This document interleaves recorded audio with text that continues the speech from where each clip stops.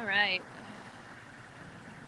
We are downtown Washington, D.C. We're about, I don't know, I think like less than a mile away from the Capitol. And we're just going to take a look tonight and see what's going on. Figure out the system that we need to use for the 20th. We're going to wait and let people get a couple more people in here. This is Shama. I'm down here at the Capitol area in D.C. And we're just going to take a look downtown D.C. here. I don't know if you guys can't hear me, let me know. But we're on the corner of Massachusetts and 5th. Can I cross here? Can I go across? Okay, thank you so much. Thank you. So can I ask you guys a quick question? The Capitol is down that direction, correct? Okay, and then what is straight down this way? Is the White House first and the Capitol second? Honestly, I'm not from here. I couldn't tell you exactly what's down that way. Okay. What's down Oh, I'm wondering, is it the Capitol that's down this way, or the White House is this way and the Capitol's down that way? That's all right. Where are you guys here from? Pennsylvania. Pennsylvania? All right. Thank you so much. Hey, quick question though. So are you guys, you're stopping car traffic from coming through, but pedestrians are allowed to walk down this way? If they have business directly in this area. Okay. All right. Thank you so much. Can I ask also, what is the blue sash? Is that telling me where you're just from? Just as it gets, it's literally reflective. Just for visual, yeah. And it's also sassy looking. It's nice. All right. Okay. We just want to make sure that I'm going the right direction here. So as you can see, we have National Guard and Capitol Police and somebody called a federal officer. So Massachusetts Avenue here, if you follow Massachusetts straight down, it takes us to the Capitol building and the White House. Look at how fun this architecture is, though, you guys. This brick building with all the little door things. Do I that side or this way? Do I walk that way or this way? This way. Okay, perfect. Thank you. Yeah, we've got National Guard down here with I think these are called Humvees, big ones. Hello. Good, thank you. No cars coming this way. So we're just going to take a look at what's going on down here in D.C. tonight. As usual, they've had these windows of businesses boarded up for a good little while here. I imagine that hotels are not getting a lot of business right now. You know, and a lot of the restaurants down here too. I've seen restaurants along Massachusetts still open, but any of them that are inside what they're calling the red zone they've been notified that there isn't going to be business. There's no way to get down there. So straight down Massachusetts Avenue here is where we're going to see the Capitol. And my curiosity is to know how close we're allowed to be. Like, I'm not sure how they're structuring the inauguration this year. If they're going to broadcast it on speakers or if it's completely virtual. And I know that there's military checkpoints or, law enforcement checkpoints that you have to go through. And I'm not sure how close they are going to allow people to get to the inauguration. So we're going to take a look and see what we've got going on, so we know how to prepare when we come back on the 20th.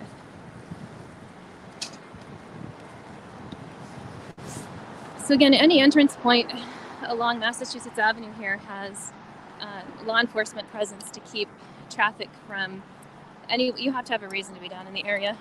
Do you live down in this area, sir? Sorry? Do you live in this area? Yeah. Do you mind if I ask you a couple questions? Sure. Is it okay? Do you mind being on camera? Okay. I'm an independent live stream journalist. Okay. So you live down in the DC area here? Yes, I do. Do you live on the side of the red zone, or do you have to get permission to go to where you live? Yes, I live in that building actually. This one right here? So here we can move down this way just a little bit. Were you down here during the 6th? No. You weren't here No, during the no, Capitol no. time? I was traveling. 1 second. Let me ask about you guys. Is volume okay? Or is the street noise too loud?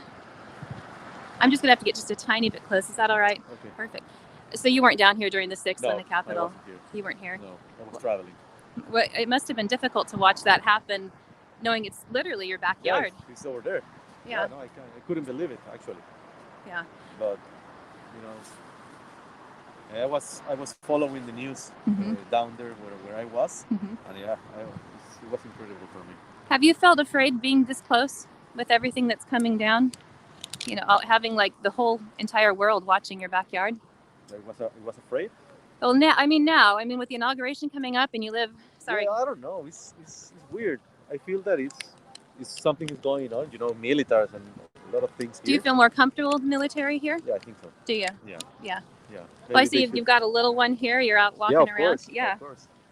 Get this up. For me, it's kind of difficult to walk around with my children, with my child, because of this. But I think I feel secure with the military. Has the military presence? How long have they been out here? Almost a week now. Since the 6th, right? Yeah, almost a week now. Yeah.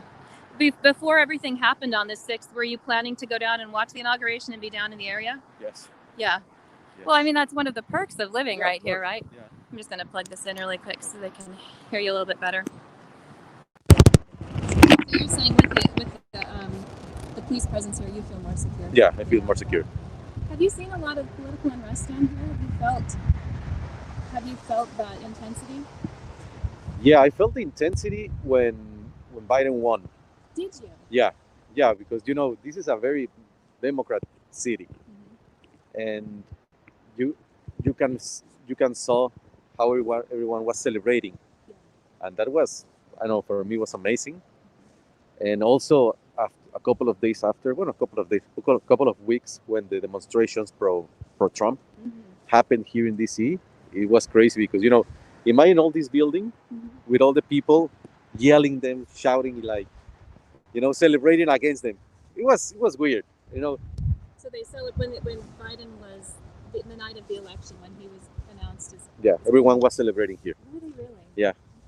All the cars making noises, people, the crowd. It was amazing. Was it? Yeah. It was. Were you down in the area? I know afterwards during some of the Trump rallies, like the Mega Million March and the. Yeah, I was here.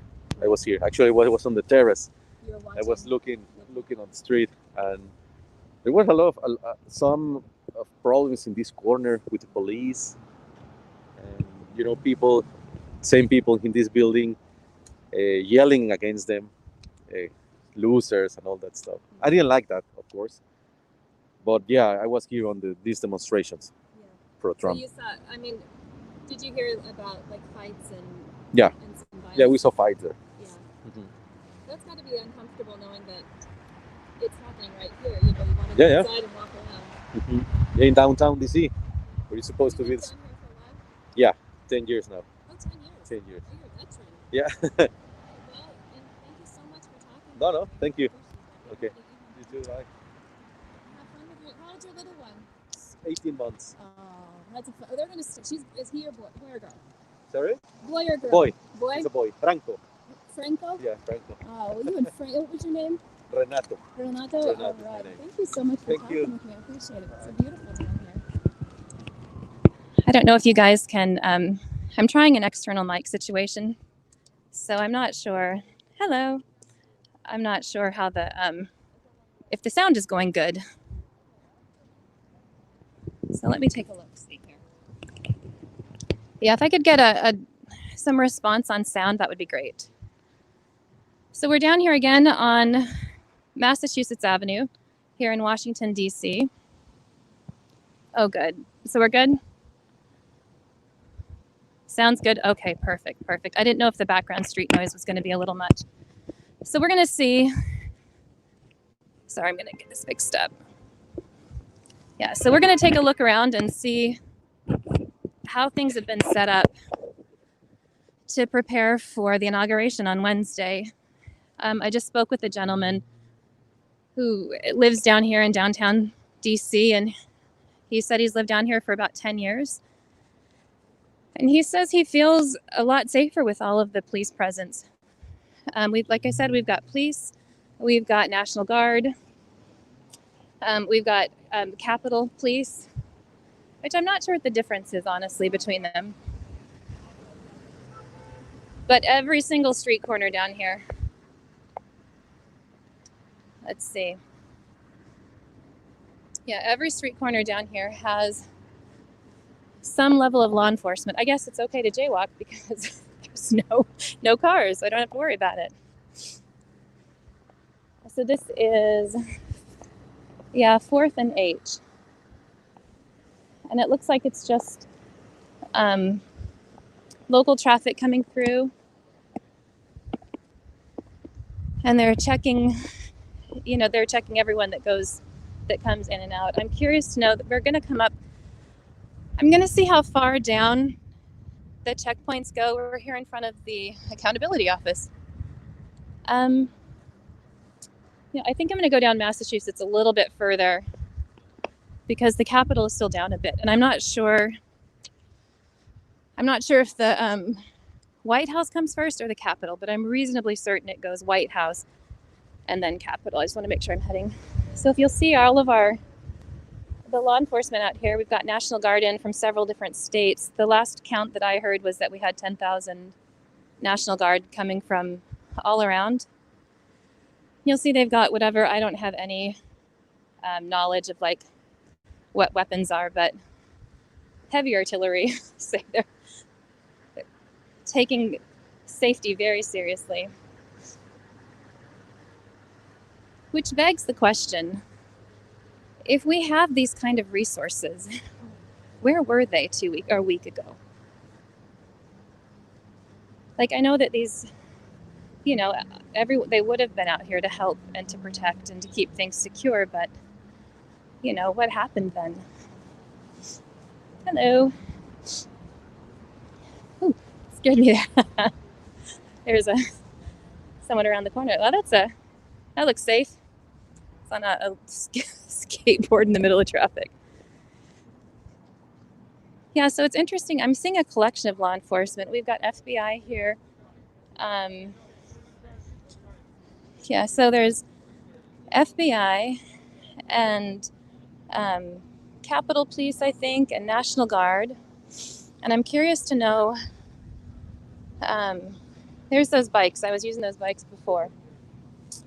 I'm curious to know, they've got these larger checkpoints here that I'm assuming are, I'll see you tomorrow morning. obviously to let local traffic in and out. I just can't imagine being, a resident trying to get to and from work every day down in this area. It would be it would be tough to have to negotiate all of these, checkpoints and stuff. Hello. This side? Okay. So can I ask you a quick question? Are these checkpoints at every... Oh, I'm so sorry. Are these checkpoints I'm not gonna answer the phone. I'm sorry. Oh, okay. I'll just look when I walk. I was just wondering if they're every city block. Okay, let's see. I'm going to go...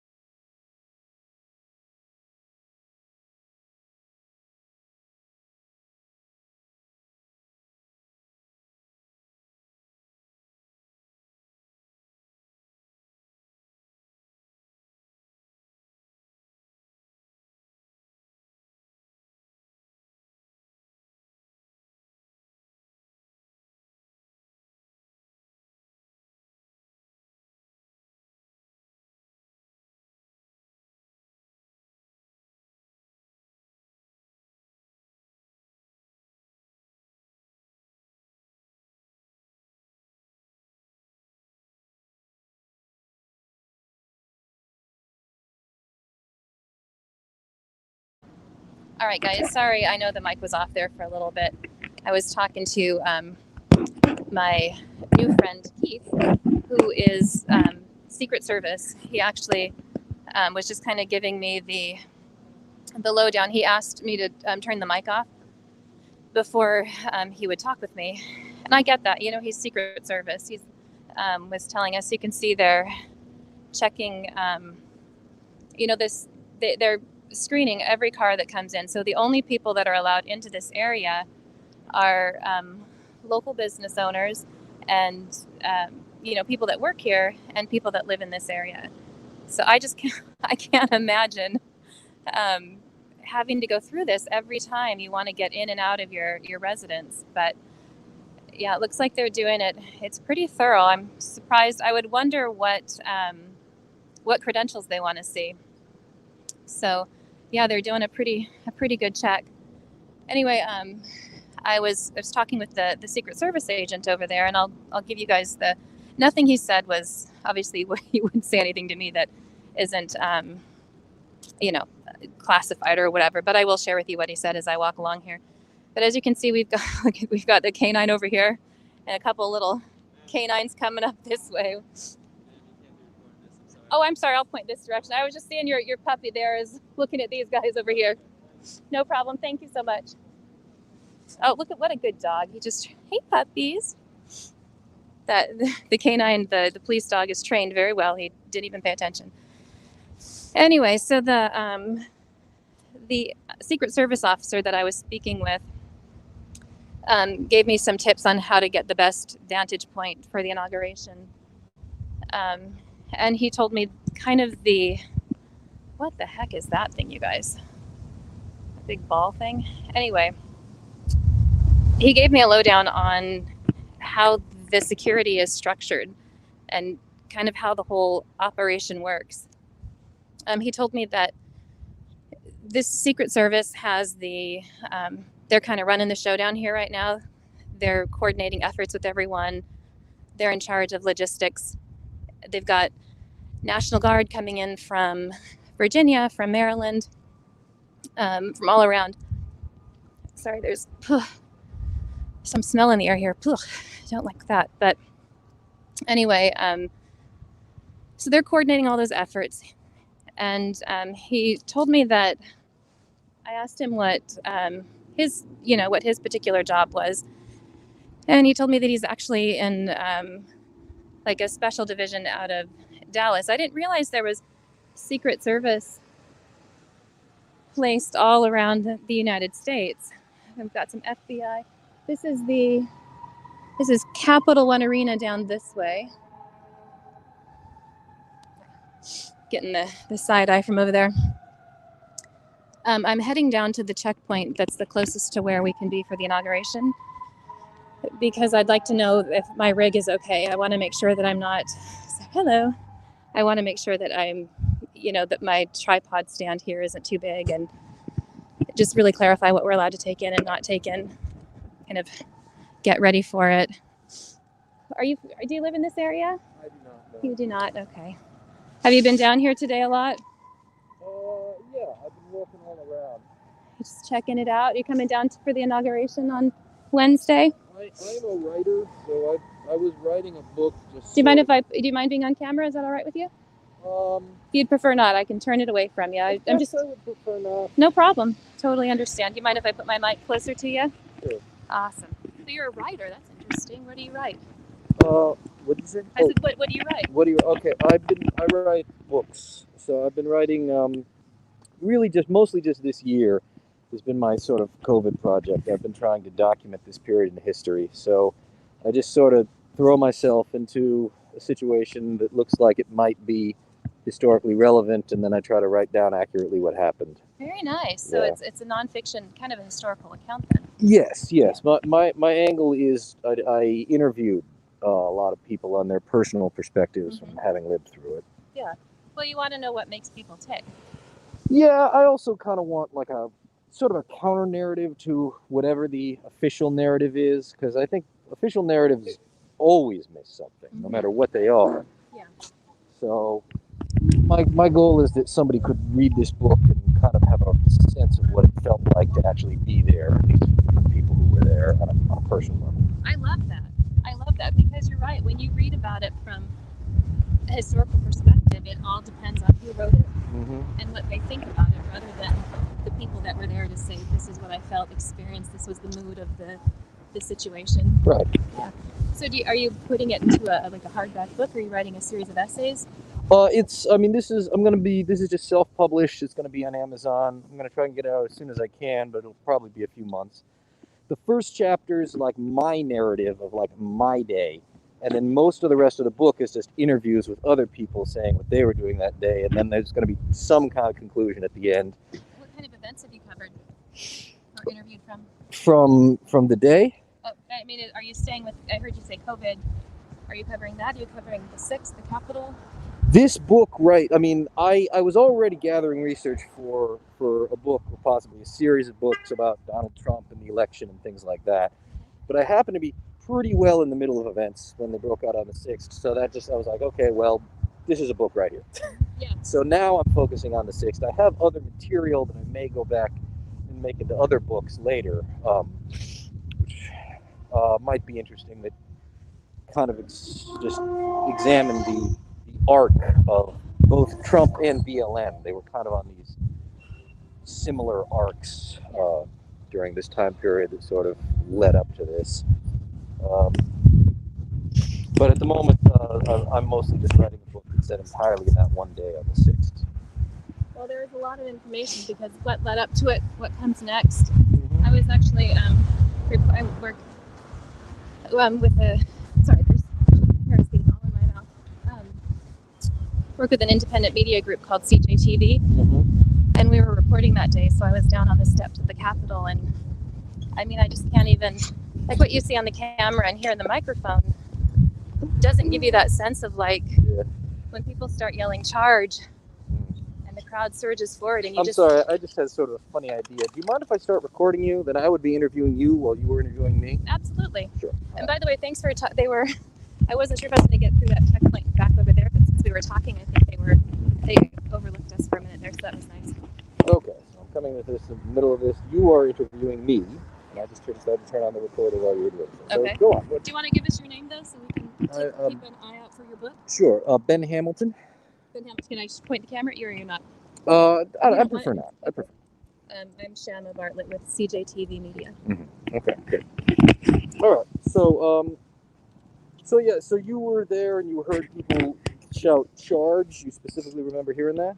I worked my way up to the Capitol steps, and by the time I got to that area, the Capitol had already been breached, and we heard it was coming through the crowd that, they've stormed the Capitol, we're in the Capitol.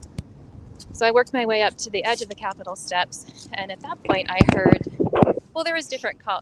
There was the call of, whose house, our house, whose house, our house. And then at one point some people were streaming out of the Capitol area, and they were trying to get through this crowd covered in pepper spray. And then in the crowd, we started hearing charge forward. And they were all then everyone took up the chant of charge. But that was the area that I was in. And when I look out over the crowd, though, in the video I took, it wasn't everybody, but the area I was standing in and recording in, the people were very ready for action. So and then later in the day, it took about an hour and a half, I want to say, that I was out there, and I heard people coming in and out, and as they came out, they kind of told about their experiences. That's great. Very interesting. I mean, normally I keep asking questions here, but this is your interview, so. Whatever you want to talk about. Okay. The thing that was hard for me is I stayed throughout the day, and then in the evening time, I stood on the steps of the Capitol when police came out en masse to clear the Capitol out in preparation for the 6 p.m. curfew. And I had interviewed people earlier in the day, not these particular people, but people in general that were grandparents and parents and mothers and people that I would see at a restaurant we'd chat with. And then in the evening time, the Capitol Police started coming out. It was National Guard and Maryland and Virginia Police came out, and they were using tear gas and flashbangs. And I'm standing on a police lineup, and the police are right here, and protesters are right here. And this man who I would have been like, hey, that's Grandpa Tom, is screaming, fuck you, F you, F you, and pointing at the cops and telling them they're traitors. And I just thought, you've lost yourself. Like, I get it. They feel like they're engaged in a righteous cause. I get that need for action, but it just made me so incredibly sad to stand on the Capitol steps where I've taken my kids. We've toured there. I have a minor in history. To see the objective to be to, like, get the cops out of the way and take control of the building from people that I just always thought that the greatest threat to our nation would be outside influences. It wouldn't be from the inside. So it was very sad. It was a very sad day for me, but you know, I think that it's important that people have passion and that they stand up for what they believe in. It was misdirected. You know, it was, I think, the best they could come up with at the time. I don't know, but yeah, that was my experience there that day. And then we stayed until, you know, they pepper sprayed and tear gassed, and they kept advancing, moving us back until we were at the far end we were off the Capitol property, and then they started kettling everyone and arresting them. And so I pulled out my press badge and kind of scooched off to the side, but I watched all the people get kettled in the middle and get arrested. I was there for that too, yes. Were you so you were there at the end of the night? Were you there at the push from the Capitol pushing back? Yeah, I'll give you my card. You might even be on. Yeah, sure. Because I filmed until I looked around and I was like, oh crap. Yeah. We're kettled in on every single side. Yeah, I wrote that chapter of my book just a little while ago, where I was writing about that, and I was saying, like, you never want to be the absolute last person there. You don't. No. Because then you're going to get arrested. Well, and that's exactly what happened to the last few people. It's true, and the thing is, the people that were there at the end were not. I mean, they were definitely agitators also, but they weren't actively. I would have pulled out cuffs earlier in the night when I saw people, like throwing water bottles and stuff like that. But at that point, I was like, they've got to have numbers. They've got to have some arrest numbers. So that's how it felt to me. And also, they were, they were out past curfew. But just so my viewers understand, the curfew order that went into effect was essential workers, healthcare workers, and media were exempt from that order. So, I mean, it would depend on the cop that was there, but we weren't breaking. If you have your press credentials and you are media, we weren't breaking the mayor's order to evacuate by 6 p.m. But like I said, it would depend on the arresting officer because he may not care. Okay. Yeah. So, you mind if I ask you? Yeah. Do you mind if we keep walking forward? Sure. I'd like to see. Well, I spoke with the gentleman over there, a Secret Service agent, and he said that this would be the best place to try to cross, so that we can. I want to find what the best vantage point would be for Inauguration Day. Yeah, to get down there that's kind of what I'm looking for too. For the inauguration. Although there's no guarantee that the level of security we're seeing today will be the same. They won't. Yeah, and they keep adding more every day. They do, and I've walked down Massachusetts Avenue, and every point has some level of law enforcement that they're checking. I feel for all the people that live. I mean, these are a lot of people that work down here. Like, do you see all this? This is non-climbable fencing, or non-scalable fencing, however they say it. And we've seen FBI, Secret Service, National Guard, City Police, Capitol Police. Army. Yeah, we've seen a lot of. Every branch of the military or every branch of law enforcement. Probably not the Navy, but who knows? No, we don't know. It's interesting too. I have still seen a homeless population that's residing here. I wonder how. So first of all, with all the restaurants and things closed, I guess there's porta potties out here, but facilities would be difficult to come by. Oh, look at that! There's a porta potty right there. And how are they? I guess they probably wouldn't leave. Yeah, I just would wonder where facilities would be for them. But, so I'm very interested in people who were there towards the beginning of it. So some of the things that I'm trying to investigate myself is, did you see anyone who seems to be like the leader or some leaders when you were there, like directing the crowd? In small pockets. And I don't know that they didn't come as the leader. They kind of rose up as being a ringleader. So I wouldn't say a leader. I would say a ringleader is from what I witnessed. Could you give me any examples of things that you remember seeing? At one point when people came out of the Capitol that had been inside, a man jumped up. There was these stone, like these 4-foot tall stone walls that go around the Capitol, kind of a decorative perimeter. And these men came out, and one of them jumped up on the wall and started yelling to the crowd, "We're in the Capitol, we're in the Capitol. Bring, next, if you want to get in, come on, come up, let people out." And he was kind of directing what was going on, but he wasn't known to the people. It wasn't like some known leader. He was just a person who was trying to lead the charge and corral the people that were there. Hello. Hi. Just wanted to, I wanted to know if we could walk down over that way. Perfect. Thank you so much. Yeah, so here we're on the corner of 3rd and I guess Massachusetts is the main street. Hello. Out that way. We're getting ready to go through a checkpoint, so I'm not sure what's allowed through here.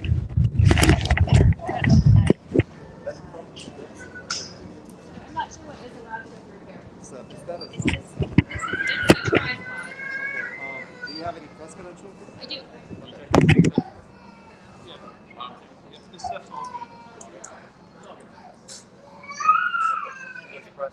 All right. So can you do me a favor, put everything on the table, phone, keys, wallet, Absolutely. not Okay. your hat. I'm in bad pain. I have a little Oh, gosh. bottle Let me of close that. spray. Do I need to So if you have it on you, give it to him. So Oh, that's okay. put it on the instructions. I'm gonna get it out and not bring it in. So. Take care of my problem.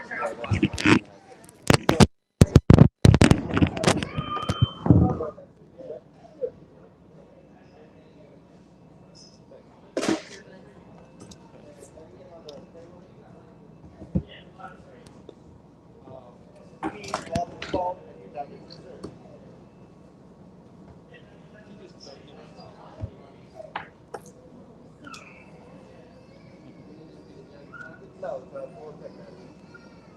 You got nothing else in your pocket, sir?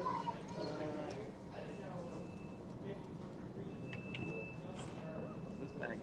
you. Thank you.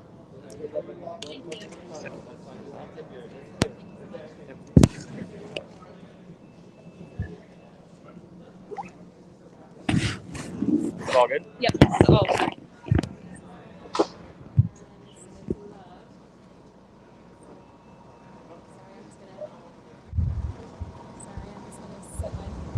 I've got to find my sorry, we just went to the security checkpoint. I think this is the. I'm sorry, you guys. I've got to get myself all put back together. I think I'm missing a glove though. So it's really cold. I don't want to lose a glove. Just a second. Yeah, they're really thorough. They went through every pocket, every compartment. You have to take your jacket off. And now I'm just checking through to make sure that I didn't lose anything in there. Just 1 second. So we're actually, I'm surprised. Oh, I got it. Good. I'm honestly surprised. I'll go ahead and turn this around for a minute. I'm honestly surprised that we're this far in. This is one of the last checkpoints.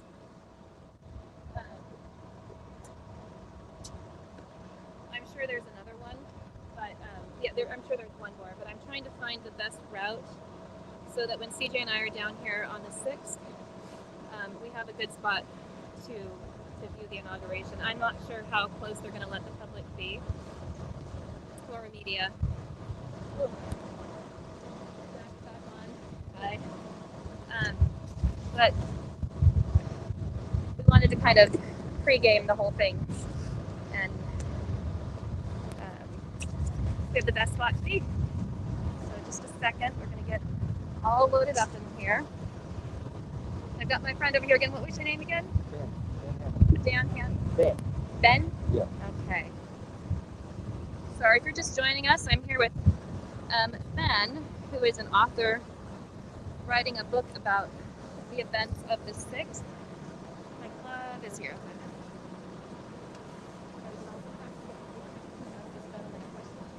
So do you have like a YouTube channel? We're on Facebook, YouTube, Twitch, kind of all over. You can take a look at it.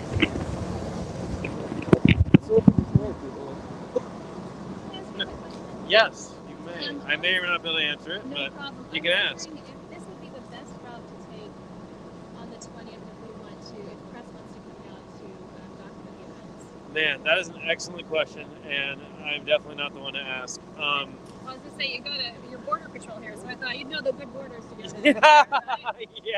yeah. They're bringing everybody in for this, and a lot of people that have no clue what the layout is. Okay. So any of the Secret Service would be good. Okay.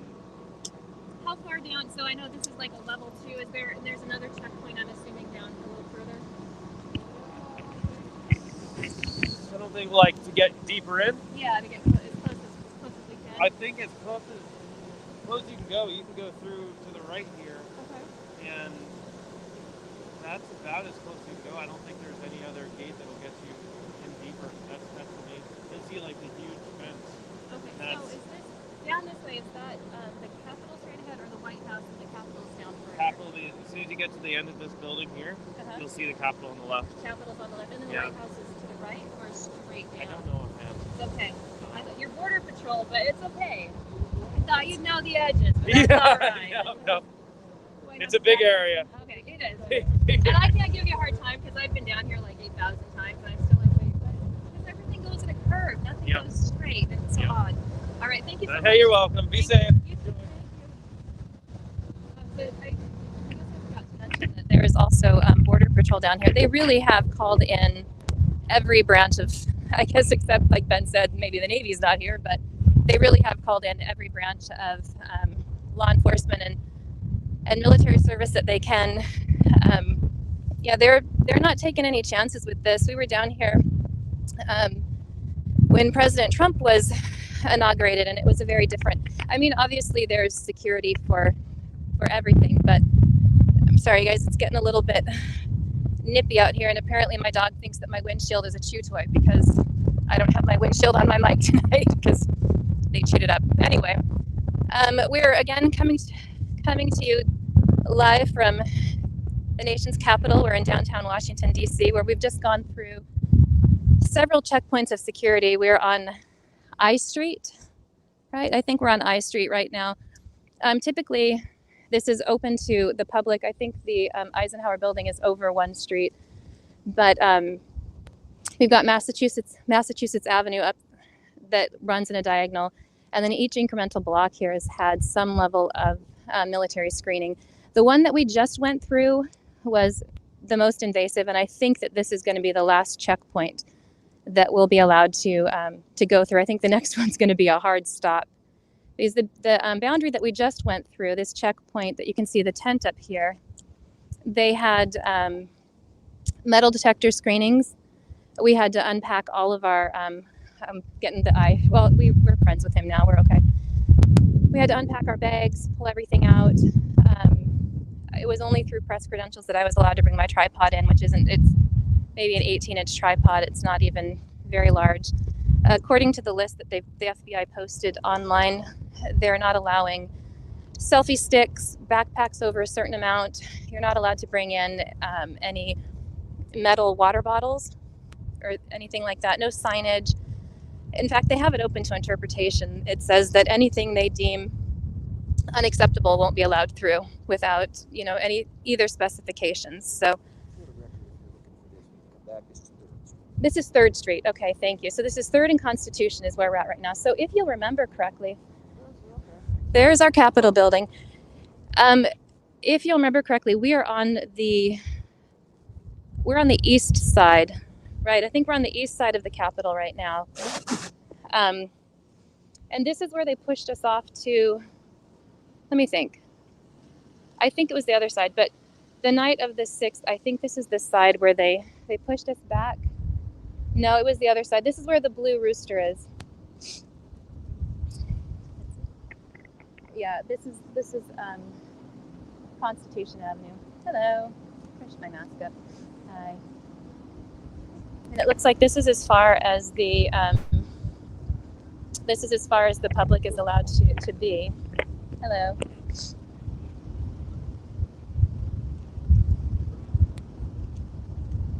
Again, we're in Constitution and 3rd, it looks like. And we have another group of National Guard arriving. So, yeah, if you guys remember on past live streams, CJ and we've gone up and down Constitution Avenue. Like, this is the parade route. This is where the marches and protests are. This is the route that they took from the Capitol the day they marched down, or from the White House the day they marched down to the Capitol. They came down this route. Yeah, when they finished off the protesters, it was right over there. That was where they surrounded them. It was down a little further. Yeah, I think it was midway through the block. When you get to the next block. So then this must be the northwest side of the Capitol then. This is the side that it was first breached, correct? Yeah. Okay. Yeah, so the day of, I'm going to get a little as close as I can here. On the day of the 6th, when the Capitol was breached, I came down 1 block over. And I think this was, back this way? Okay. Okay. I was just going, are we on the northwest corner of the Capitol building, do you know? Yeah, I thought so. Okay. I directionally challenged here. Yeah, so we're on the northwest corner. I'm curious, you guys, are these little towers right there? I don't know if they're jammers or if they're speaker systems. Because on the 6th, all the signals were jammed. All the maps went down.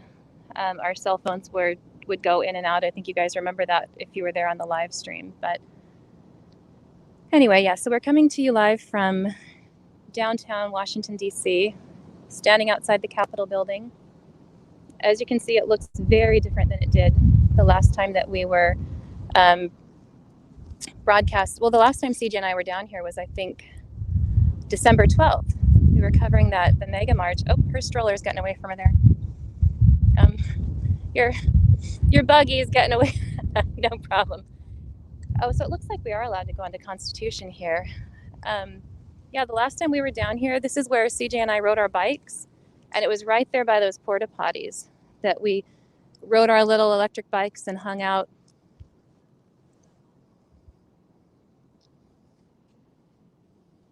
Sorry, I haven't really had a chance to look at the comments. I'm trying to take in the surroundings here, but up in the distance there, you can see the Washington Monument. Not very clearly, but there it is. Anyway, so look at this little one here. It's got its little binky. Anyway, so I was talking with an FBI officer down the way a little bit. And he said Secret Service. And it's the Secret Service that is running the whole show. They're kind of in charge of logistics. And they're managing several branches of law enforcement and military. We've seen everything from border control to National Guard coming in from surrounding states. We've seen Capitol Police, DC Metro Police. The military and police presence, the law enforcement presence down here is intense, which, again, with resources like this at the nation's disposal, what happened? What happened on the 6th? Because I stood there and watched a very small contingent of law enforcement try to hold the Capitol, and there was no way they could have done it against the numbers that were there. So I don't know. I don't have it, but sorry, you guys, let me just do this. There we go. So here we are. Again, we've got these non-scalable fences that are, I don't know, I want to say maybe 7 feet tall. Not really sure, but they're this kind of, non-scalable fence. There's military vehicles protecting every entrance point. And then, of course, there's the nation's capital.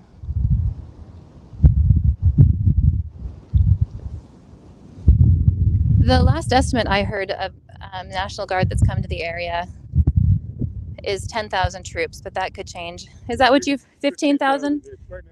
Yeah. 25,000 up there. Really? Is that from all the surrounding states out here? Or are they coming even further? So everyone's contributing some.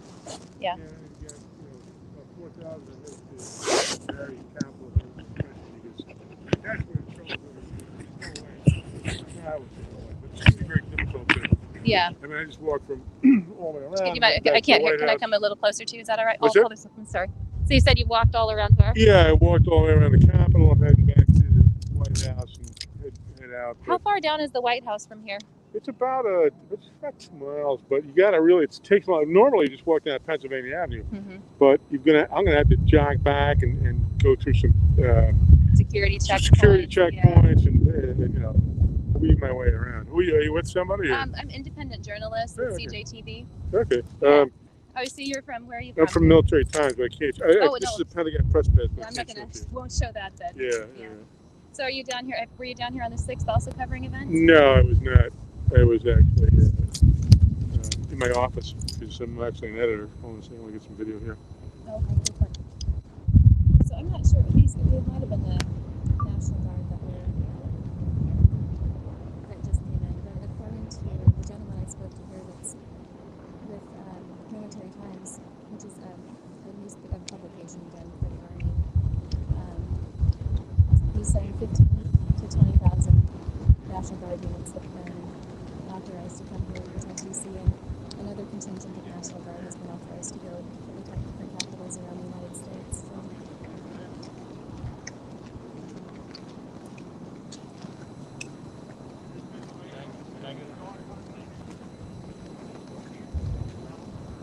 this is Washington, DC, my friends.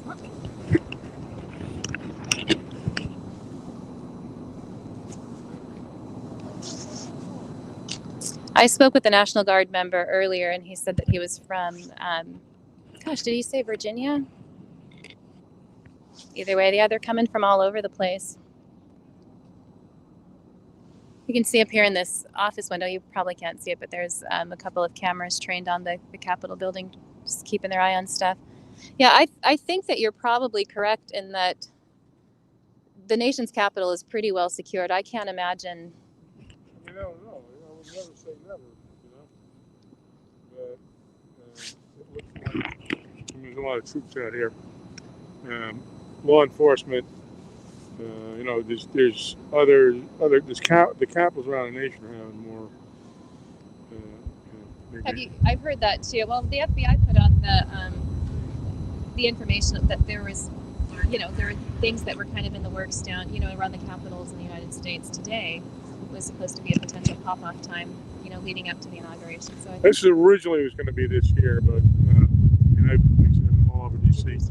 There's a Black Lives Matter Plaza, which is often a place where there's demonstration. The last time I looked, there were still some hardcore.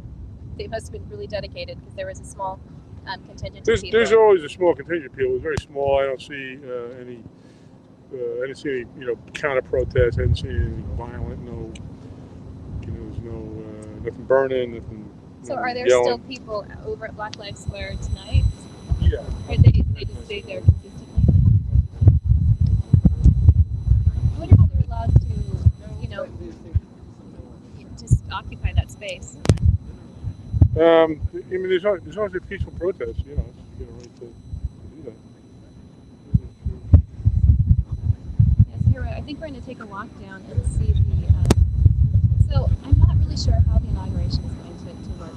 Typically, it's on the lawn, like this side of the Capitol building up on the lawn. When we were here on the 6th, we saw that they'd already started erecting scaffolding. We saw stacks of pallets of chairs that were, I'm assuming, waiting to be used for the inauguration because originally Capitol Police had set up a perimeter around the Capitol building. The public wasn't supposed to access the lawns and that close, and I think it was in preparation because they'd started the preparation for the inauguration. But of course, that day, at some point, it wasn't even, Trump hadn't finished speaking even when people started marching down to the Capitol space. And they maintained the line at the barriers for a little while, and then whatever spark point happened, they, have a good night. Thank you, sir. They, pushed the barriers down. And at that point, the Capitol Police just had to retreat further back. There was no way to hold it. And as the crowd marched down Constitution Avenue here, the barriers had all been knocked over and people just, stepped over them. There wasn't like a division of where you were and weren't supposed to be, because so many people were there. And they'd started setting up risers all around the area in preparation of the inauguration. So typically there would be, if you can see, oh, not at all. Sure. You know what? My email address is on the card I gave you. Feel free to reach out. And we'll set up. Yeah, definitely. I'm going to be walking down. If you're welcome to walk with me in a little bit. I'm going to walk down Constitution here. Yeah, that was an interesting thing to me to be doing. I haven't Yeah, sure. pictures today. Sure. I've got no problem with that. Okay. I'm just going to, No, I'm fine. You're fine. It's all right. I'm going to just keep doing this, and then definitely we can walk down together. Sorry. My fingers are getting cold. Just a second. Let me get my... So typically on an inauguration situation, this lawn or this space would be available to the public. Like they have, like the Capitol building is there, and they had large, if you guys saw the live stream from the other day, in front of the Capitol building, they had large, like risers set up, or kind of like stadium seating set up on either side, which could accommodate several hundred people, or I would assume. And on the 6th, after the outer perimeter of the Capitol, people had pushed past that, they occupied all of the bleacher seating up there, all of the risers. So right up by the Capitol, like right around the steps, so the president-elect would stand in the center of it. And then on either side were large riser spaces or large scaffolding that had like bleacher seating up there. And then further out on the lawn, there would have been standing room for people to watch. And then there were other risers kind of set up and around, an open square, like a U shape of risers all around. And some of that was for press. I'm assuming it seemed like it would be, some of the area was designated, it seemed like, for press. And the rest of the space, I think, was just for pedestrians or for people, watching the participants watching the inauguration. Now, of course, that's not an option. There's fencing that has pulled us all the way back to Constitution and 3rd.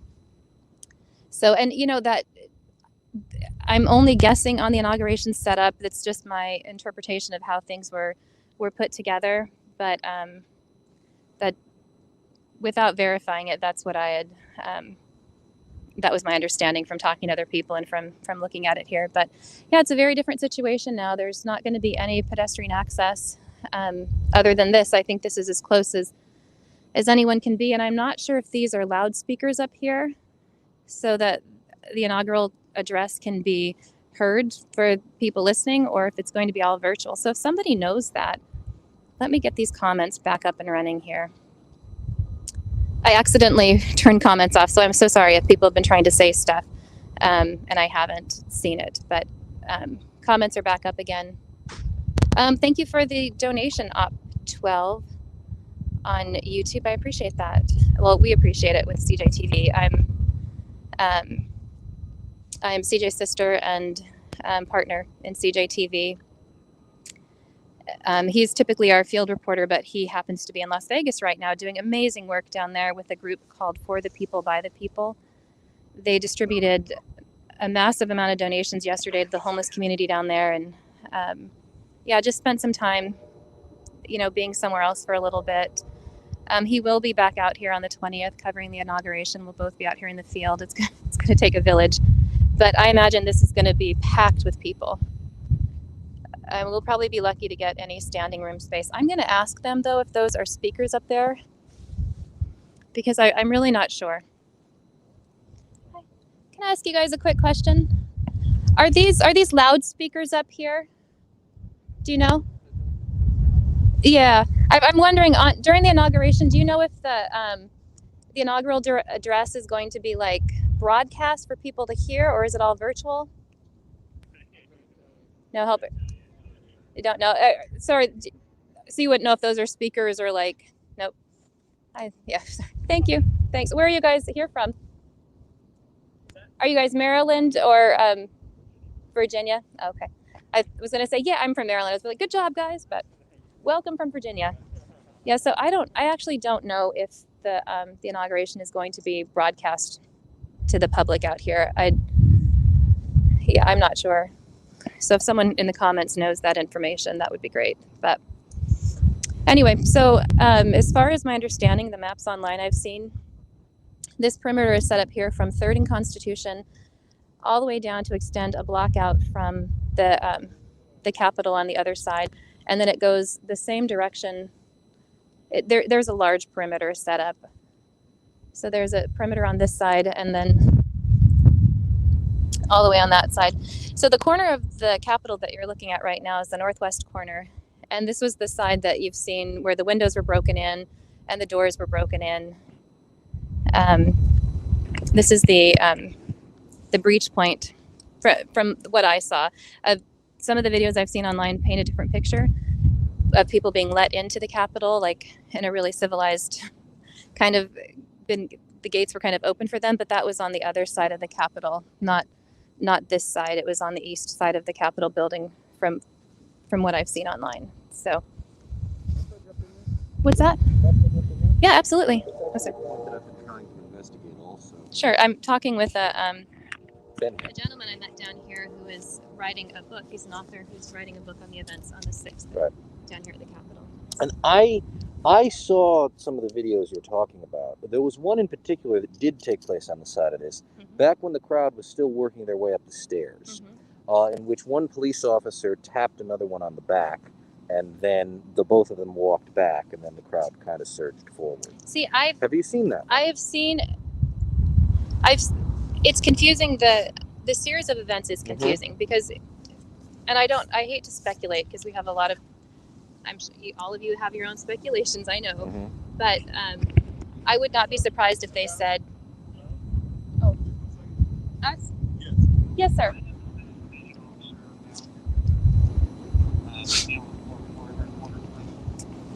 What are you guys making, a documentary or something? What's going on? Oh my goodness. Sorry. Yeah. This gentleman is an author writing a book, and I'm an independent journalist. Oh, so they can just write? Okay. Yeah. Everybody's concerned that you was writing stuff about what's going on with the fence and stuff. Security. Oh, no, I was saying, I think this is about 7 feet tall. It's that non-scalable fencing stuff, but I'm only 5'6", so. Maybe you would know, are these speakers, are these going to be, I mean, do you know if the inauguration is being broadcast? I have no idea. No, whether or not, how it's going to go about it. Okay. Obviously, a lot of things change from what's normally occurring, but at this stage, we don't know exactly how it's going to be. So are you guys Capitol Police? Yeah. Your shields look different than, okay. So what is the difference between Capitol Police and like the Metro Police? Metro only does the Metro. We do Capitol Hill. So the geography is the difference. Okay. Thank you so much. Okay, I won't hold you. I guys just have want a to good make night. sure. No problem. Okay. No problem. All right. You guys have a good evening. Thank you. Well, yeah, I mean, based on the people I've talked to, it sounds like there was, clashes between the crowd and the police first. But there were. What I saw is there was fencing like this. There was fencing like this, and by the time I got there, the fencing was down. But I did see there was a small section that was still up. Do you mind if I start recording again? Sure. Okay.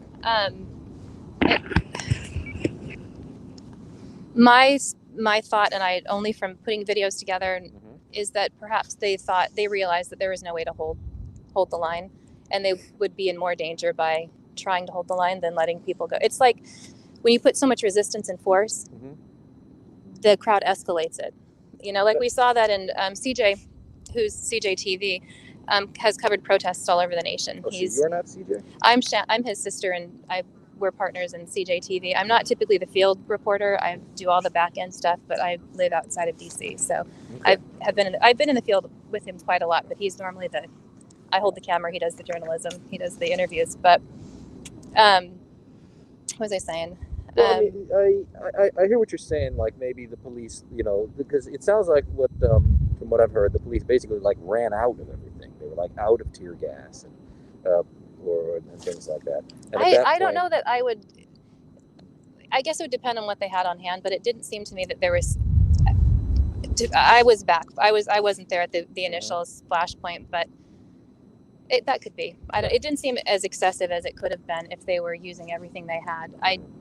There was no way the entire live feed. I'm pointing out the fact that there is an absence of law enforcement.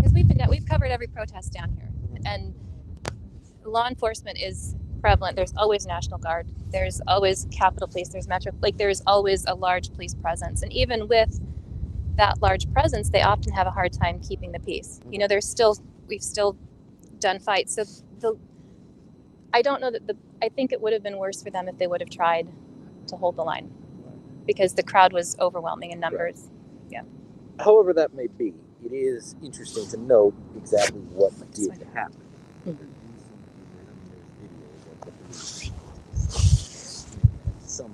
Yeah. But yeah, so while we're on the subject. Sure, absolutely. Let's go ahead and walk. We're gonna hello. We're gonna go ahead and walk down Constitution Avenue here towards the White House. Although you're not going to get very far. We're not. At the White House. So you started down this way. Really? Yeah, Is there checkpoints at every single block? There's a bunch of points where the barrier just kind of juts out for like 5 blocks, and so you can't like walk in a straight line there. I don't know how far we're going to get going in this direction, but I got to a whole bunch of points where the barrier just kind of went forward. And there's it's like a maze. There's almost like where it juts out, so it turns. You know, you're like, oh, I can't go straight. I'll go right. And then you go right for 2 blocks, and then it's just a dead end, and then you got to go back to where you came. Yeah. You know. Why do you think it's set up that way? To prevent giant mobs of people from coming down Pennsylvania Avenue and converging on the Capitol building. Hello. I would imagine that's why they're doing it. Are all of these barriers down? Do you mind if I chat with you guys for a second? Is that all right? I'm with CJTV. We're an independent media group. I just see you've got your Biden flag down here. Are you guys going to come down and try to watch the inauguration? Are you from the area? And for the record, I'm not with her. I'm writing a book. No problem. Oh, jeez. Yeah, we're from the area. We live 4 or 5 blocks away from here. Trying to come to watch inauguration is going to be crazy. It's going to be hard to get closer. But if we can get somewhere just around this area and bring back binoculars and do you live? So you said I live 4 or 5 blocks away from here. How is it then to get into your residence? Are you having to go through security checkpoints? Yes, you have to. Yeah. How do you manage that day to day? Well, I tried to stay away for the last 3 days from Pennsylvania Avenue. So I live on 6th and 8th. So I would go toward 7th and 8th and, going like south. I'm sorry, going north. But today we came for a walk. So we went through the checkpoint. And when you go back, you show them your ID that you live there and they let you through. It's a hustle, but it is what it is. The problem is like deliveries, for example. If you get in an Uber Eats or anything, they can't come through your place. And I have my order delivered. Instacart was canceled last minute, like literally 5 minutes away from it got canceled. Little things like that, which is sad. Yeah. Should not have been like this. Should have been way better. But have you been down to an inauguration before? I've been last one. I've been. Can you tell what was the difference? I'm sorry, not the last one, the one before. I'm sorry. So you're here for Obama? Yeah. Okay. I came from Obama. How is it different? How would you compare? Oh, extremely different. There was none of this. There was nothing. I mean, it's the only little fences like this one, little one, on the side of Pennsylvania Avenue, only for people who would want to see the motorcade pass by after the swearing. Thank you. But other than that, there is no black fences. There was nothing. I mean, you could walk all the way to the steps if you come in early. If you come in 5 in the morning, you can make it all the way literally down the steps. Yeah. There was no fences. Thank you. Is that where that scaffolding was, right? Correct. Exactly. Yep. But yeah, I mean, it's scary. It doesn't look right. It doesn't have that feeling of joy and happiness. But was a lot of people. Yeah, well, a lot of people in Obama time, correct. Wait, when Obama came down? Yeah, there was a lot of people. Oh, so yeah, it just but it is what it is. When for the inauguration that you were here for, there wasn't obviously this level of law enforcement presence. Not even 10%. Yeah. Not even 10%. How does it make you feel to see this kind of stuff down here? Not happy. Doesn't. I mean, you want to celebrate, but meanwhile, you feel like, oh, something is wrong. You're not really celebrating. Do you feel safe being down here in DC right now? I do. Have you? I mean, not in this particular moment, but have you felt safe being a DC resident during this election cycle? I have. Yes. I live, I guess, in a nice neighborhood, block away from the FBI building, and I mean, I've been safe. I've been here for 8 years. I feel completely safe. Yeah, no issues. Were you down here on the 6th when I was, things happened? I was, yeah. I made it pretty much outside. Took a bunch of pictures, videos. Are you here while everything was happening? Yeah, I was here. I was outside. I started by watching the Mr. T, Orange Man, did his speech, and then after that, I had a little scooter, so I just came first, and I started seeing the crowd coming in from every side, from Pennsylvania, Constitution. I made it around the Capitol. Everything was good. Before you know it, there were like 1,000. I'm saying maybe 500,000 people, not 30, not 40,000. If the media is telling you 34,000, no. There were at least 400 or 500,000. There were 400 or 500,000. And the rally before that, there were at least 800,000. It was double. So, yeah. You felt like there was more at the rally before. Yeah, the rally before was 100%. And I felt like I live 4 blocks. I've been watching every single rally. I'll tell you, the one before, it was literally double. Yeah. They had people all the way from Trump's hotel, all the way to the Supreme Court, shoulder to shoulder. You know what it was? Is they were more spread out at that. Like, it looked so from the Capitol steps. I was standing over there, and yeah, I mean, I can sign on it. I mean, I've seen the people. I've been there the whole day. I'm telling you, they were double crowd that you see in the city. This is something I've been trying to follow up on myself because it happens every day. People argue about the crowd size. Do you have experience judging large numbers of groups of people and knowing the number there? Pretty much every single rally. I'm sorry to cut you off, but I've been at every single rally in the city in the last maybe 8 to 10 years. I know I can tell the number. I have an idea, and sometimes you can just do it by blocks. I mean, if you have 6 blocks, well, sometimes you have 2 blocks. You can have a very good idea. Last time, the first rally, I'm telling you, all the way from the Supreme Court, all the way to the Freedom Plaza, right by across the street from the Mr. Trump's hotel, and it was just people. And I'm telling you, 800,000. The previous one now, or the one on the 6th? No, the Mega Million. I'm talking about the Million MAGA March. The Mega March. Well, the last one, I would say, easy 400,000. The last one. Okay. Easy 300 to 400,000. Easy. Okay. Easy. Yeah. There were a lot of people. Okay. Yeah. All right. And so you came back and they had already reached the building then? Yeah, they had already reached the building. I stood outside, took a bunch of videos, camera. I took a video of the poor Air Force lady when she got shot. Her blood was all over the floor. Yeah, when they carried her out on the stretcher, so the blood was all over the floor. I took some pictures of that. How close were you up in the Capitol? Were you able to go inside and see? No, I could not go inside. I did not want to go inside. I knew it was that strong. I should not have been. No, I would not. No, I could have if I wanted to because it was open. But that's wrong. I'm not gonna do that. You should not be there that day. I just how close to I was pretty much 100 feet away from the steps. I kept my distance. As you can see, I am a Biden supporter, and I wear my mask and everything, and I look a little bit different than the rest of the crowd, so I'm kind of careful. So I always stay away far. I took my videos. I was very concerned. No, I've seen them beat up 2 people in front of me. Easily. You saw 2 people get. Oh yeah, easily. 2, a black girl and a guy. Easily they got beat up by 30, 40 Can you tell me a guys. little about that? Did you see how it started? I remember how it started. These 2 guys, Black Lives Matter, and the crowd was coming from 6th, I would say, and Pennsylvania Avenue, and I told them that, hey, there are a bunch of people coming, you guys get away from here. And they refused to get away from there, and so they had Black Lives Matter signs or they had not the sign, but the costume, the way they dress, you can tell they're Black Lives Matter. Black. All black, exactly. Yeah. And they got attacked by about 30, 40 guys. A guy and a girl. Did they say anything? They said something. They were like, "Oh, fuck off! This is our city. Get out of our city." Something like that. And these guys, they reacted to them. Wow. They were a bunch of Proud Boys, and they beat them up. 2 of them. Do you have reason to believe that they were officially members of the Proud Boys organization? Did they announce themselves? No, I mean, or I'm sorry, the yellow and black. The yellow and black, I think, was the oath. No, they're yellow and They- black is Proud Boys. Oh, black is Yeah, Cowboys. yeah, Okay. they're Proud Boys. And they were the I mean, I know them. I know them. I don't miss.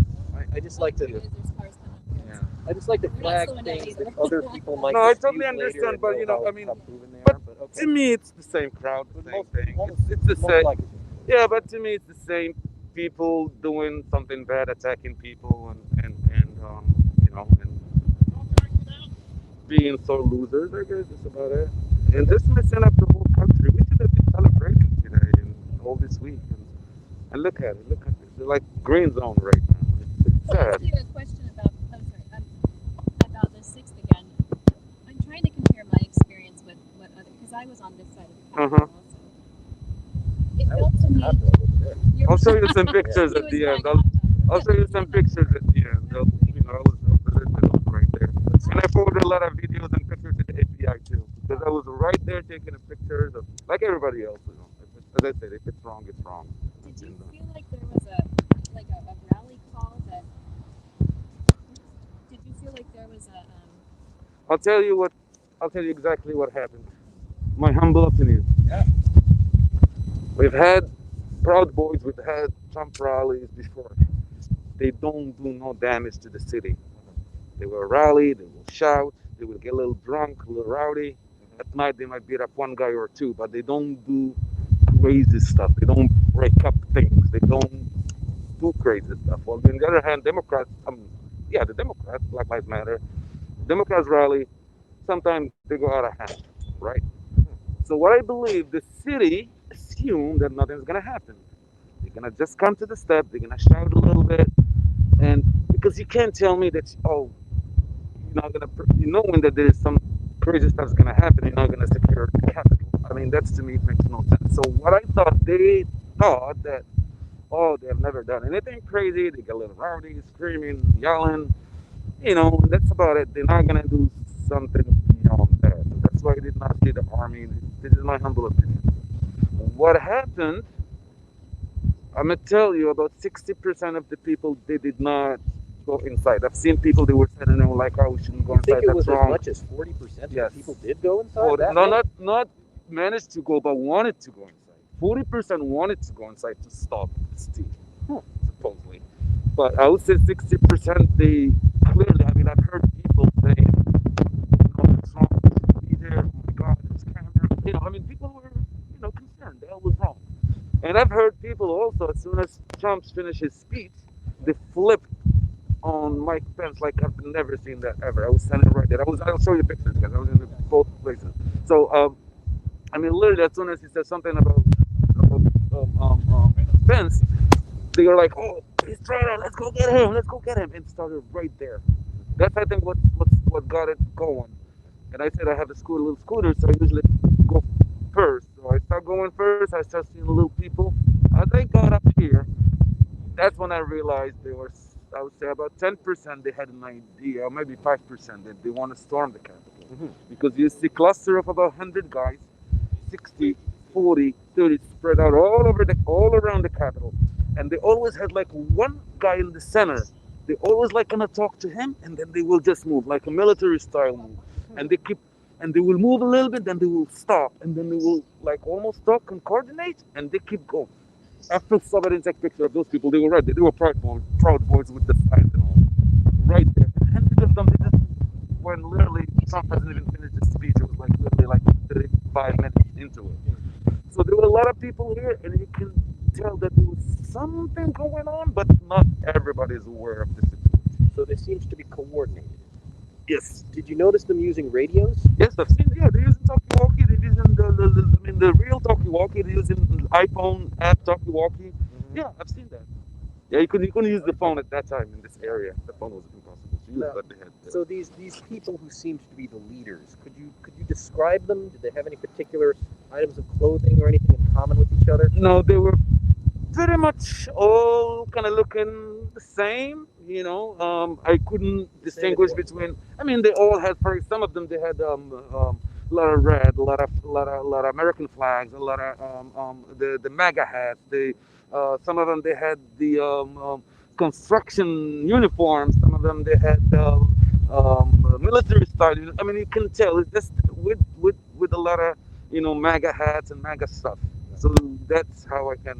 Did you notice amongst these groups of people you're describing a lot of people who had like the flak jackets and the helmets who Yes. seemed to be like battle ready? Yes. Was that like a large? There were a lot of proportion them. A lot of them, but you can't tell if they're leaders or anything because there are a bunch of them all over there. I'll show you the videos and the pictures. I'd like to see They're that. scattered all over the place. I mean, you can't. I'm not gonna sit here and tell you, oh, they were this leader, that leader. They were just a bunch of people moving, doing things. You know what I mean? I couldn't pinpoint a leader. I felt like there were.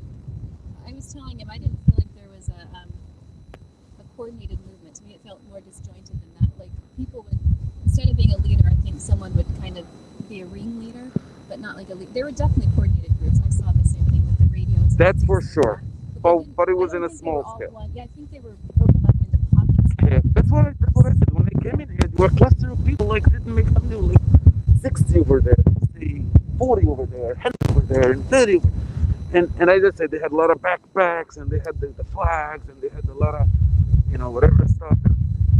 And I've noticed they would move and then they will talk to one guy in the center, and then they keep saying moving, and that made no sense. But I honestly, even I lived here and I've seen all the craziness that happened in this city.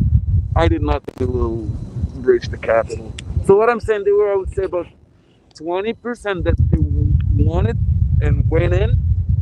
The other 20, they wanted to go, but I don't know, scared or maybe when they start shooting and stuff, they just came, they backed up. And the other 60, I mean, I heard them. They were saying this is wrong. People should not be doing this. And in fact, I've seen people, I'll show you a video of some people fighting just because of that. I have a video of it. Was it surprised? I was a little surprised. I did hear people say no, but I didn't see people turn. I'm going to stand over here so the wind isn't blowing. It's blowing against my mic. You're fine. I was surprised when the barriers were going down. I anticipated that some of the crowd might turn and help with the police officers and say them to stop, and that didn't happen. I'll tell you, out of that crowd, you would see maybe it was 0.001% that they tried to do that.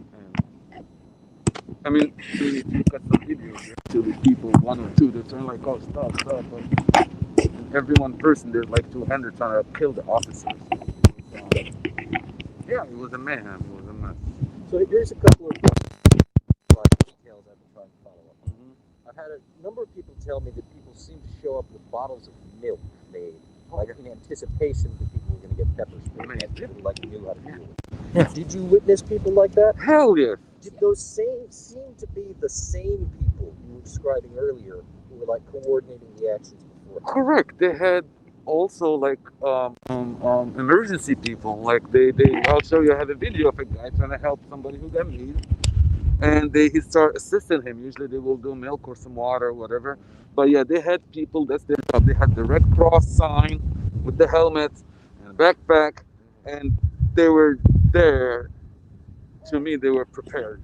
They were ready for whatever. Like just like medics you see at a BLM rally. Correct. I have a video of it. I'll show it to you now if you want. Whenever. I mean, when we finish this, I can show you a lot of videos.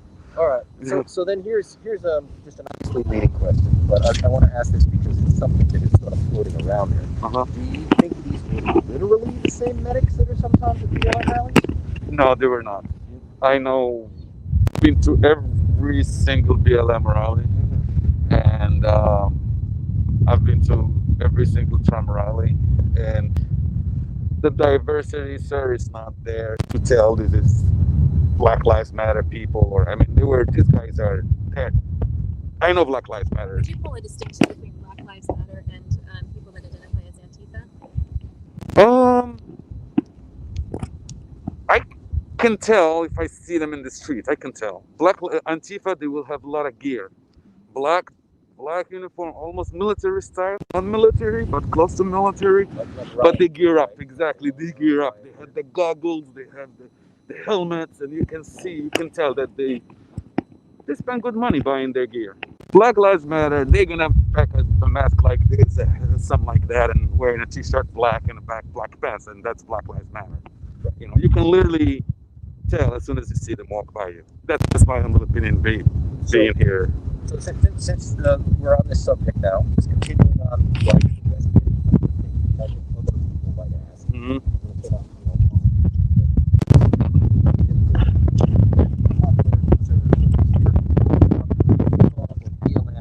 Or something like that.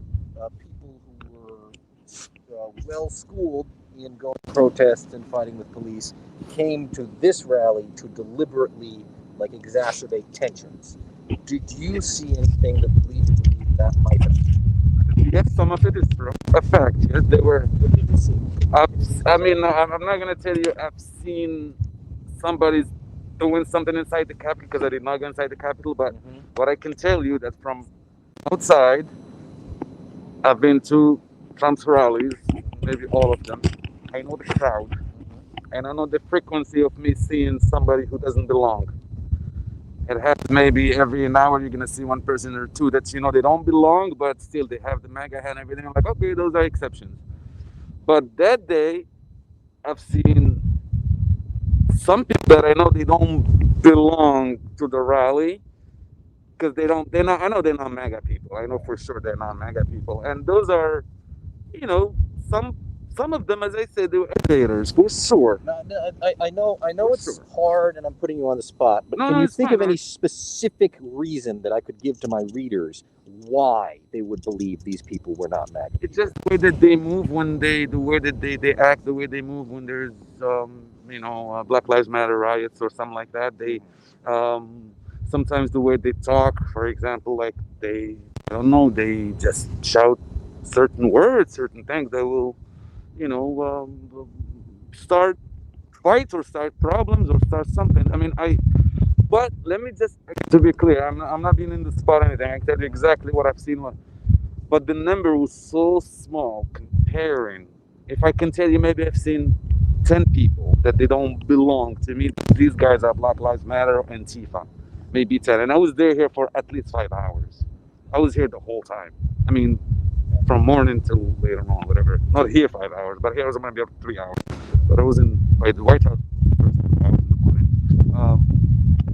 And as I said, I mean, and the way I look at someone, every single person, Trump supporter, they will have a sign that shows they are.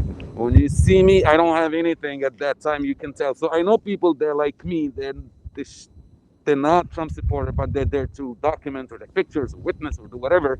You're talking about now, to be clear, like the people who seem to be there to like document and take pictures, or when you say there were BLM people there, or do you think there were people to document, and there were people that they were enticing, they were flaming, helping. But again, the number comparing to what was going on, I'm telling you, maybe as I said, I see 10 people out of the 400,000 people that I've seen all day. And to try and stay within your own eyewitness testimony, what you can say for yourself. Did you happen to actually witness anything that would seem to be like a BLM person or somebody who didn't belong instigating something? No, I have not. Okay, so you didn't personally witness it, and your sense, we're speculating here, but your sense was like correct, based on my own experience in the city, was negligible with the rights. Correct. Even though there were a few there, you didn't think they had that big an impact. I speculating. I agree with you 100%. That may be the best way of putting it. Correct. Okay, everything pretty much.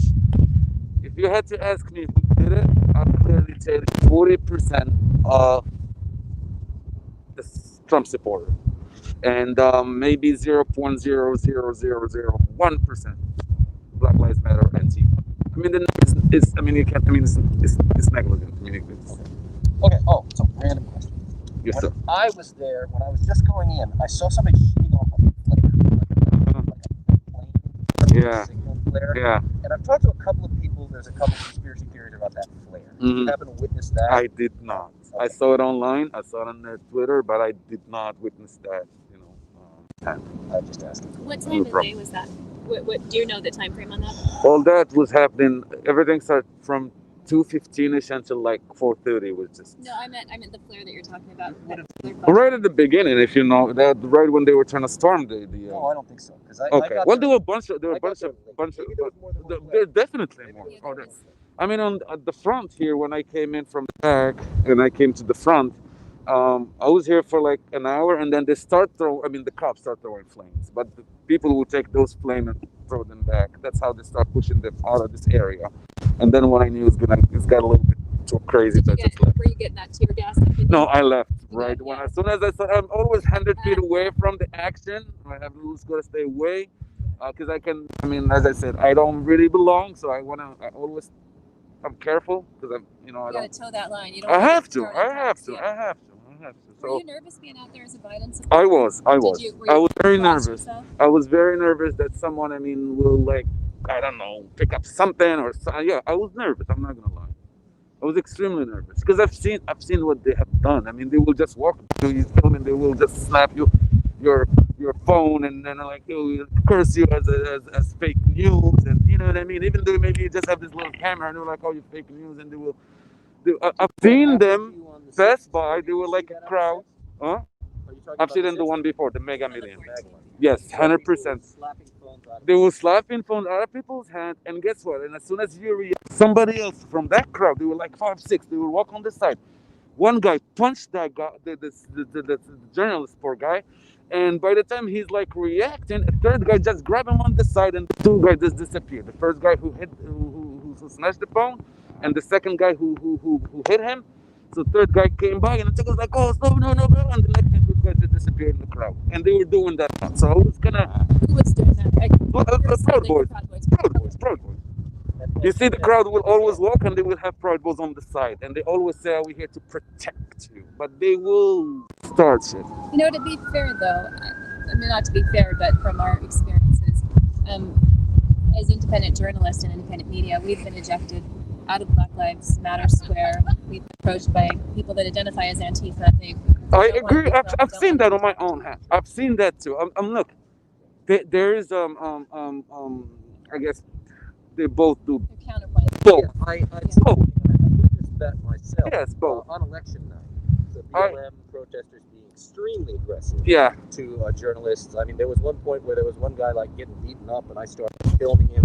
And then they started like coming at me, and I was like, "Turn off your camera," and I'm like, turning it off until you leave me alone. Yeah. But, anyway, my point was, at the time that was happening, I thought, well, the Trump supporters don't do that. But I guess they do. I guess they just both do. Yeah, they both do. No, I've seen it in my own eyes. I mean, it's all over. I mean, there's video of it. Even I don't have there's a video all over YouTube and Twitter about them. I mean, they grabbed journalists in the middle of like, "Are you CNN?" And they grabbing his mask and beating him. And it was one guy, thank God, came and took. The problem is, like, you can't even react. I mean, as soon as they tell you, "Oh, you're fake news, you CNN, come here." Even if you come then, "Oh, you're lying," and then they start beating you up. You know, I mean, it's just. But I've never seen such mayhem. As I said, this thing was the worst. So yeah, getting back to that. So you told that story about the two people, the black man and the black woman getting beaten up. Mm-hmm. I hadn't heard that one before. Yeah. Did you witness any other specific events that just over the course of the day that stick out in your memory? Like that day, no. But on the Mega Million, I've seen a lot of stuff happen that.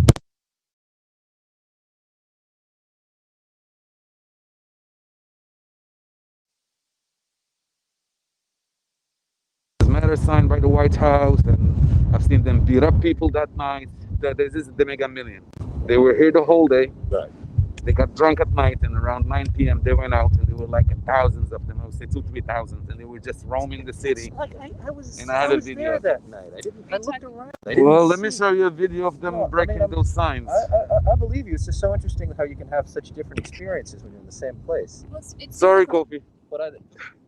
But it's difficult in DC though, because you can look down a street and see, like, I mean, well, these two streets you can, but everything goes at odd angles, so you can't get a really clear picture. Yeah, I have them on video where they were breaking up those.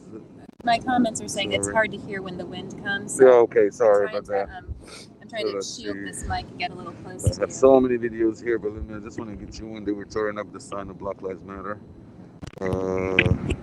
And they had a kid with them. I mean, this guy, a dad with his kid, is like 8, 9, and he's tearing up that sign.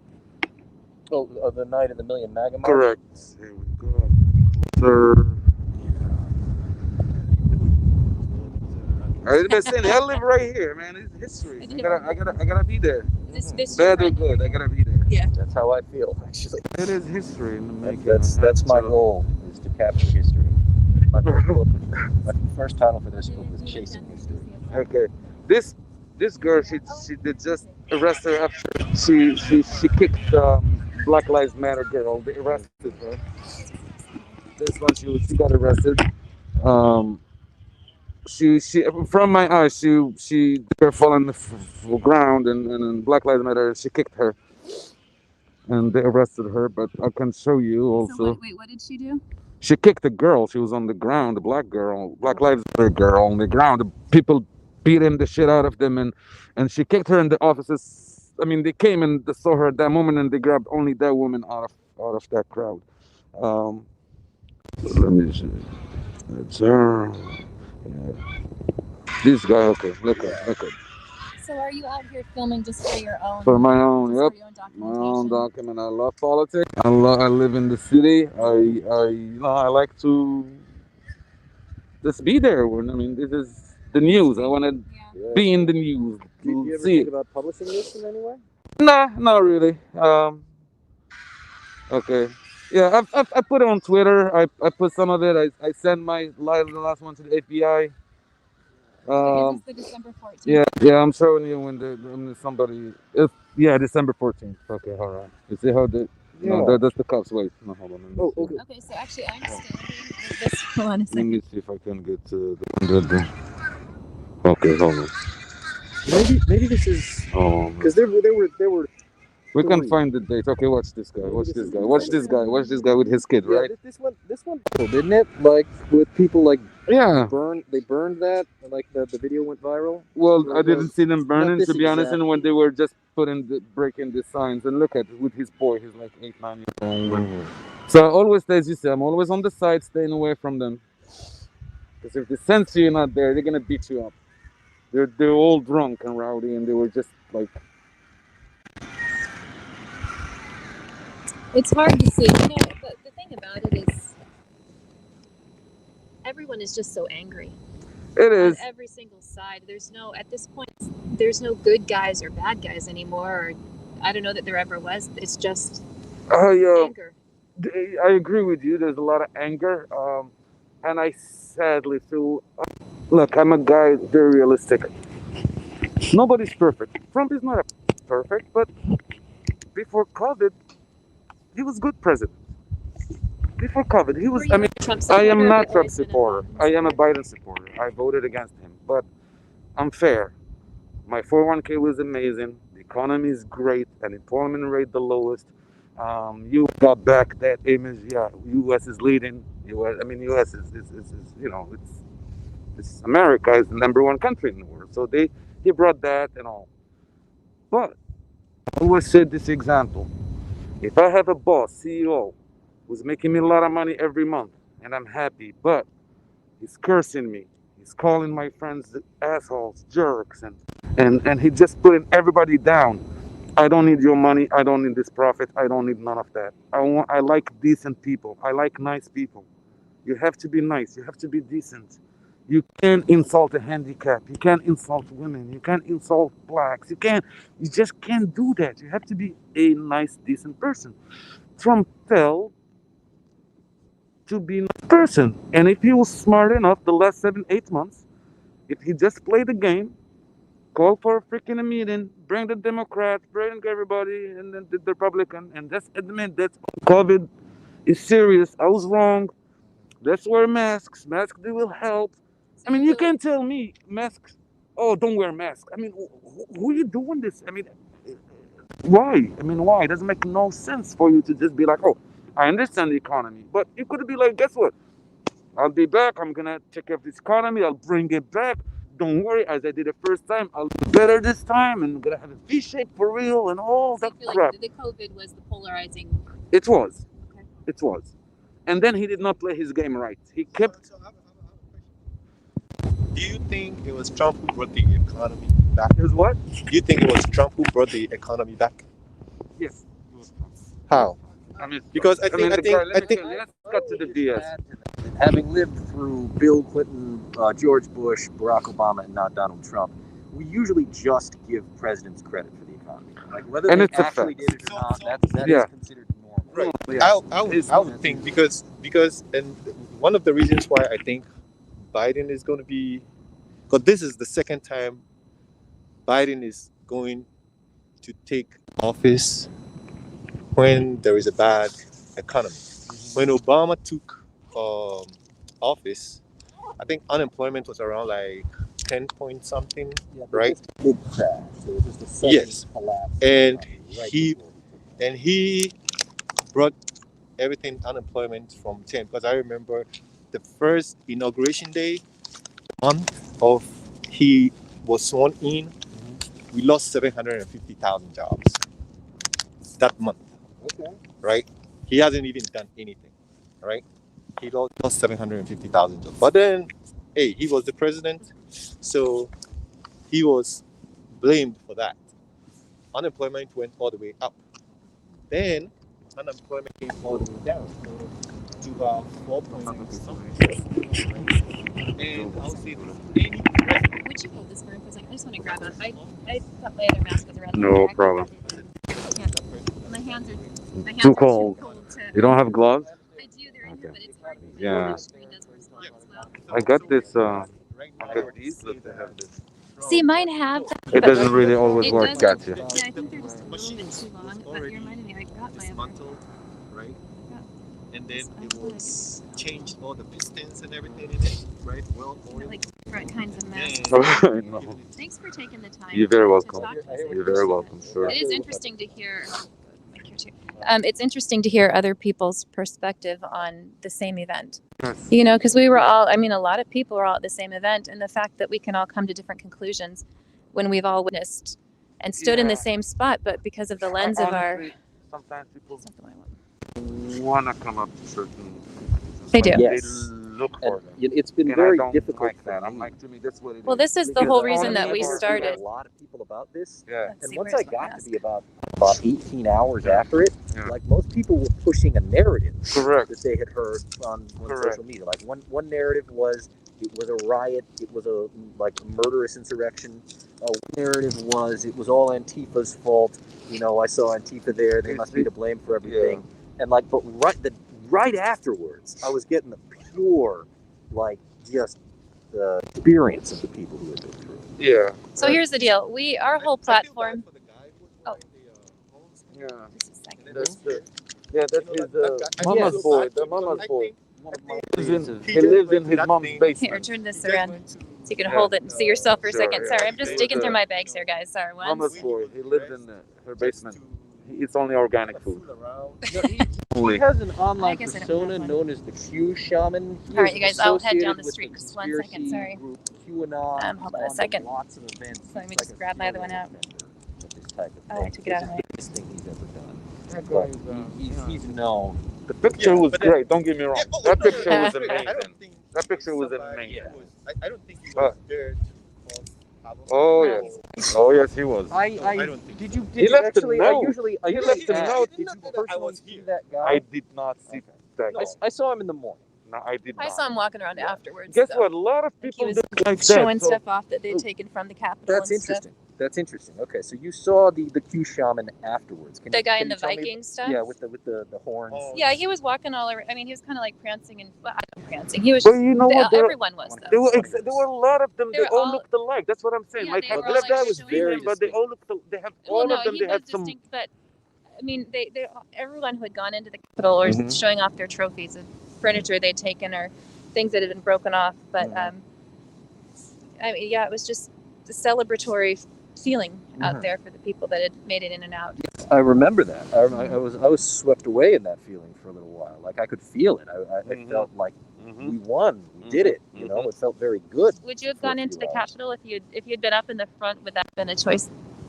I mean, would that have been a difficult decision for you to make? Oh, sorry. It was a difficult decision for me. Like I was in like a throng of people who were being swept towards the broken window. They were going into the broken window, and I almost went in. I was like, well, this would make for a very interesting book, you know. Yeah. And it's like maybe I can claim that, you know, I'm just press. I was just recording it. You know, I felt a strong urge to go in. Like I understood the feeling people Just to had. be a part of Right, something like like this that. was exciting, this is legend, this is history, and I still go back and forth now, wondering if it might have been better had I gone in. But eventually, I got up to the window and I was just like, you know what? Security cameras. You know, it wasn't even just that it was a crime. Was it a crime that they were so likely to get caught for committing? You know, so I was finally like, yeah, I don't think it's worth the risk, and I got out of the line. But you know, there were a stream of people going in all around me, and I got out of the line. Like they all had that option too. It's like you give yourself permission because of numbers. Uh-huh. Right? Like if everyone else is doing it. Right. But what would your mom say? She'd say, if everyone else jumped off a cliff, are you going to jump off the cliff? Right? That's what your mama says. All right, let's start.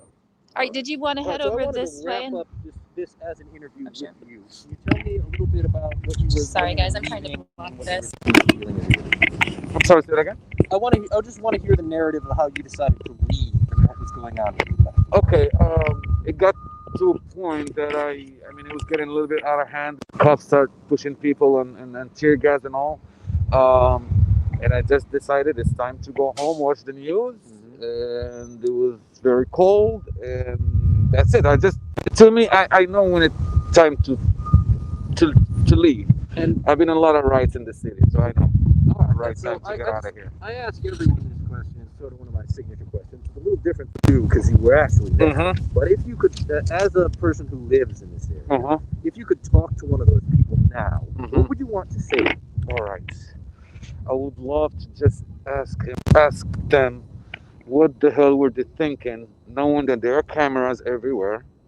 As you said, security is tight. You know, it's illegal. You know, it's against the law. So why did you do that? And did you think you could get away with it? That's one of the questions.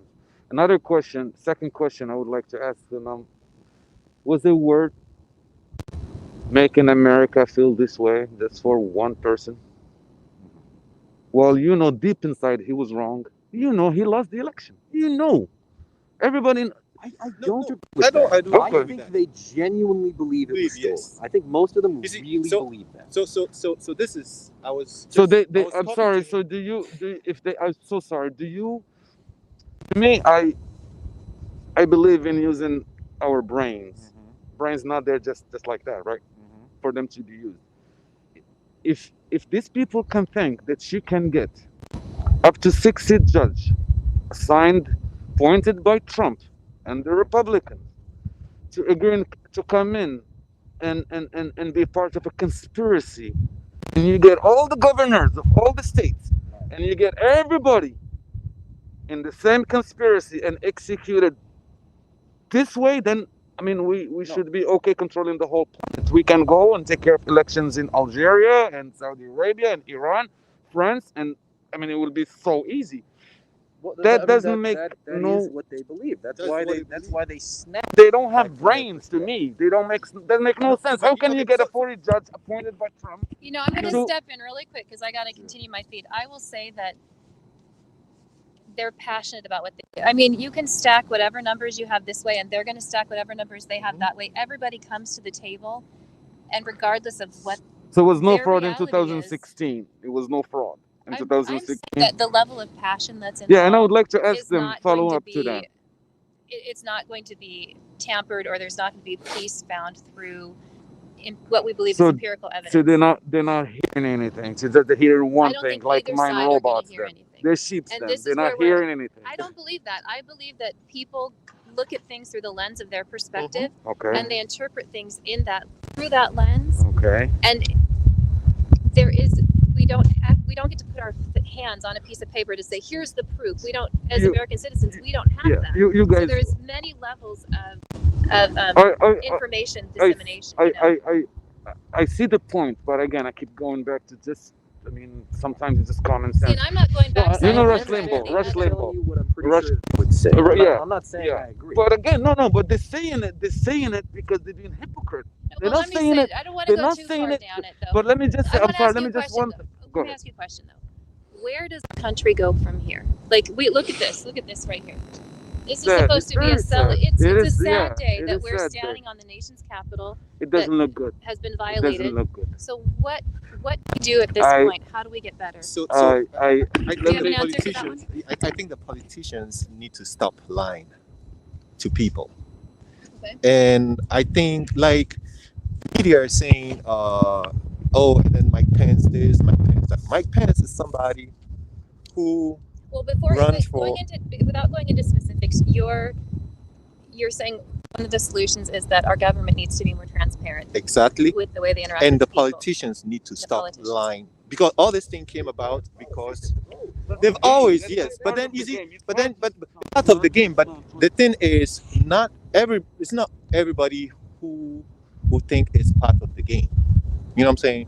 There are some people who believe what but we they can't say. change the game. We can't change the rules of the game. How do you and I, Correct. like you and I, are all standing out here? We need to How? change the So rules, that's change my some question. laws. If we're going to go from standing right here on a street corner talking about how do we make our country better, what legitimate steps do you and I and you take tomorrow so that we're not standing in front of the Capitol 4 years from now and there's armed guards with guns pointing at us? There is no good answer to your question. But I think there is. I'll tell you what.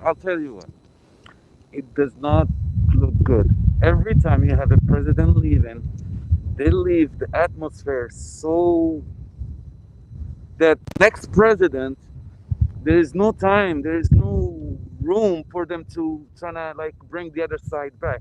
Obama did not do that, he couldn't do it. Trump promised to do that, he did not. And right now, what Trump has, the way he left this negativity, the whole thing, it's so bad. I don't think Biden is gonna come in and he's gonna be like, oh, let's just reach out to these people who are trying to like overthrow the government and do. I mean, there is no ground. That's why to me it doesn't look good. It doesn't look good, but I think it comes from each person's accountability. Like I have a choice to talk to you and hear your stories and know I see you as a human. I don't see you as a Biden flag. I wouldn't see this person as a Trump flag. I see you as a human being who has a story, and you have the right to speak to me, and I have the right to listen to you. And if we would stand on street corners and talk to each other like this, rather than, shouting in one another's faces, then we tell them we're going to move forward past this. Like we can choose to embrace the heritage they leave behind, or choose our own path from it. But they've been trying to do the talking for the last 40 years, and they are so off, almost so far the line that it's so hard to. Well, you and I are talking right now. I agree with you. Right? Like I feel like that cop is not slowing down. Come over this way. My personal opinion is that we need to choose not to yell at one another and see one another and stop with the labels and talk to each other. Because if we can communicate together, where were you in the last 4 years, though? Where were you in the last 4 years? Right now, I'm so sorry. This is very important because you will lead into something. That was my point. Maybe I did not know how to articulate it earlier. But hold on. Right now, we're talking about civility. Yeah. Right now, what happened the last 1 year, 2 years, 3 years, 4 years? What Biden did, what Trump did was so bad that everybody was clapping. Everybody thought he's going to be there for the next 8 years. And that's why people were like, I thought that I would have put $1 million on him to it wasn't COVID. He would have won. I'm sorry, let me just finish this point. You listen, you're like, he's very passionate. Yeah. He likes the. I mean, right now, you're going to ask, boy, you have all these people, they're so upset. You made them, and now you want to ask them to just come and talk. No, they're not going to talk. I think me, come to the personally, table and you hear each other, if I was Biden, I'm going to pack the court. If I'm Biden, I'm gonna be. I'm telling you what I feel. If I'm Biden, first thing, DC, Puerto Rico, states in. Got 4 senators. Well, wait, because I don't want to get the whole specific things, because we could go on forever and ever. My personal opinion is that we choose to either stand in the. We communicate with one another, and then we communicate to our elected officials, and we continue communicating. I right, totally agree with what you're saying. Yeah. I totally agree with what you're saying. But then there are certain people who do not, because I have friends who are educated. We are engineers, right? I have friends who are educated, engineers, right? And when you are talking to them, right, they cannot agree to disagree. Yeah. You see what I'm saying? No one can walk away unless they're right. Yeah. You know what I'm saying? And if we could sit down, just like what you're saying, discuss, debate without insult, shouting, yelling, all that, then yes. Yeah. But some people are not doing that. Well, and that's the hard thing is I'm curious to know know, by the way, what these buses coming here are. That I feel like that's been one of the things that's been an issue. Hey, gents, there's a bus coming in here from. Is that we've all decided that we're labels. What is this bus here? This thing all started. See, and I was trying to say something. I think we're kind of in the way here. I was trying to tell you something. What's that? That the media is blaming Trump, right? Mm-hmm. And I was saying this is something that Pence, the vice president. What is this? Have you heard of this drug? Hirokamon? What is that? I think it's a Hirokamon is a tour bus. Is it tour buses? Yeah. Somebody maybe I think there are some people in it who just want to. Okay, can you guys not hear me? I'm so sorry. Like I said, the dogs used my my mic buffer as a chew toy. So I know the wind gets kind of out of control a little bit here, but I'm doing my best. And we're gonna walk down the street, and I'll show you what the downtown Capitol area looks like right now. But I really want to hear what this gentleman has to say here. So I'm saying the vice president was part of this, right? Because he lied so much, right, about the election being stolen, to the point where even when he went to Georgia the day before this, and he still lied about it. If he had told the president, right, because I see the president as a salesperson, right? He hasn't done. He's never been in politics. He's a salesperson. Anything you tell him, right, he's going to sell it. You know what I'm saying? But you, the vice president, you've been in Congress, you're a minority whip, and then you became a governor, right? Then now you are vice president.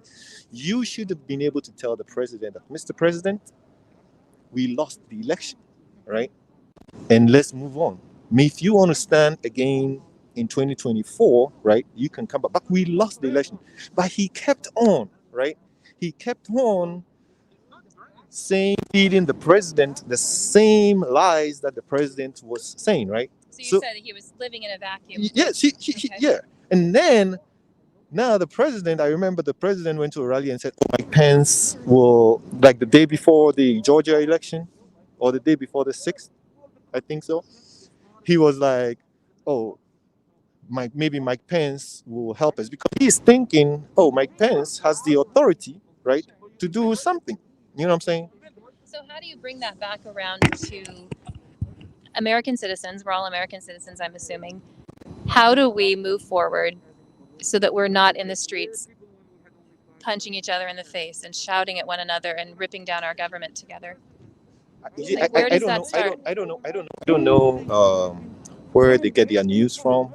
You know, I think certain people have. I watch I read, and then I watch a little bit of Fox News. I watch a little bit of OAN just to. So I would say media plays a Yes, big part. it does. And which is why our platform, our platform is independent journalism. It's CJTV, and our entire objective is just to elevate people's voices. We don't create a narrative. We let the camera and the microphone and the person tell their story, and it's all live. So right now you have a bunch of people watching you and listening to you. So it's your words. I don't take your words and change them into something else. I don't tell other people your story. You tell other people your story. So I think media plays a huge part because you don't know truth. It does. So It does, because sometimes I dedicate my Sundays to watching politics. I watch all these that's different. Not the way to end your week, man. That's just gonna upset you. No, well, I just sit down and then I listen to stuff, read, and then all that good stuff. And then sometimes I'll be sitting there and I'll be asking myself, right? Wasn't this the host, right? Ask these questions, right?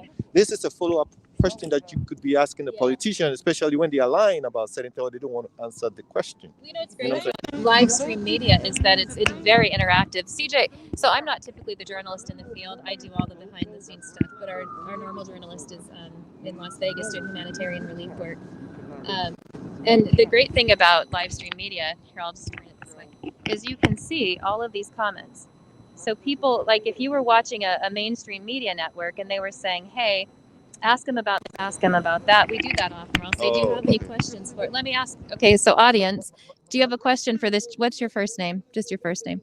Oh no. Okay. We'll see. We'll call him our friend in brown. Would you have a question for him? Is there something that you guys would like me to ask him?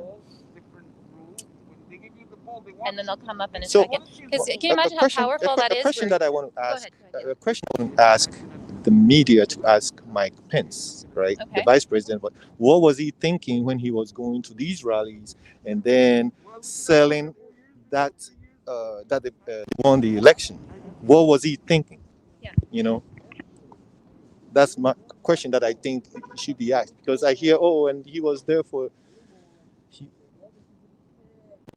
Okay, so this is a silly question, but Desiree says, "What's your favorite ice cream?"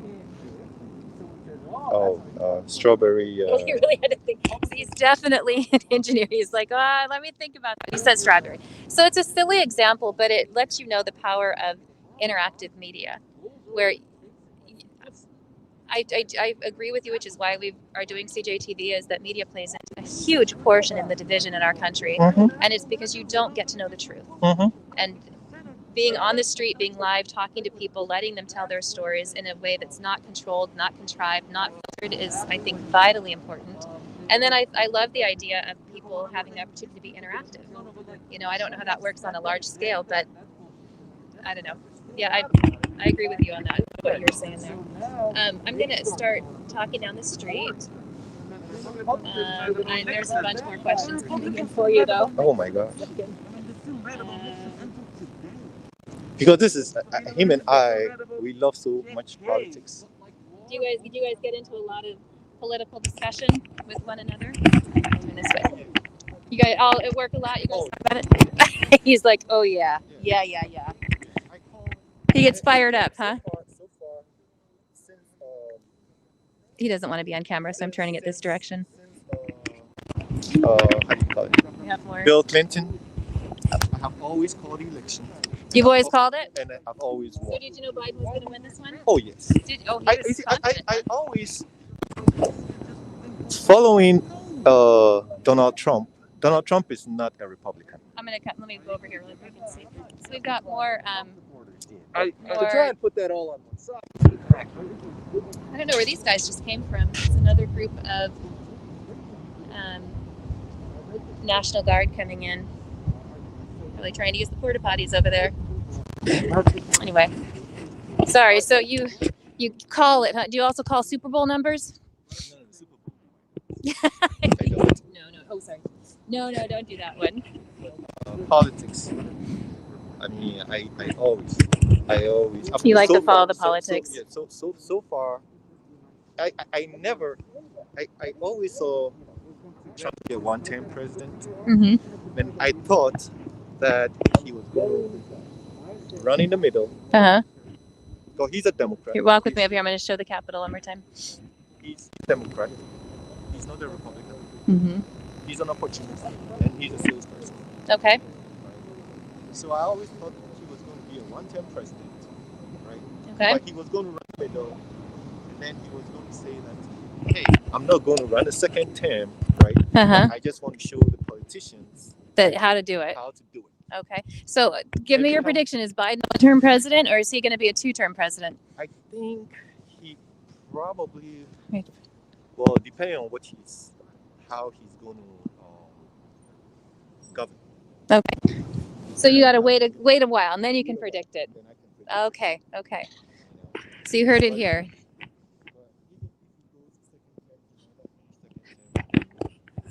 But I think he's just going to. I think it's going to be the one. All right, these guys are still chatting away over here. Thank you so much for taking the time to talk with me. You guys you're going to have a real interesting couple of weeks at work. Lots of political discussion on the way. Because now we work from home. Oh, you do? Okay. Yeah, I only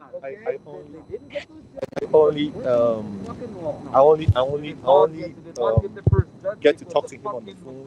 Yes. Or when we have to go out. Do you guys go on Zoom calls together and stuff? Sorry. Do you get on Zoom calls? Look at these guys. See, they get. I love the passion, though. I mean, anyone who can be passionate and educated and want to talk, I don't care if I agree with them 1,000%. I'm going to learn something by listening to them, right? So it's so funny. 4 years ago, mm-hmm.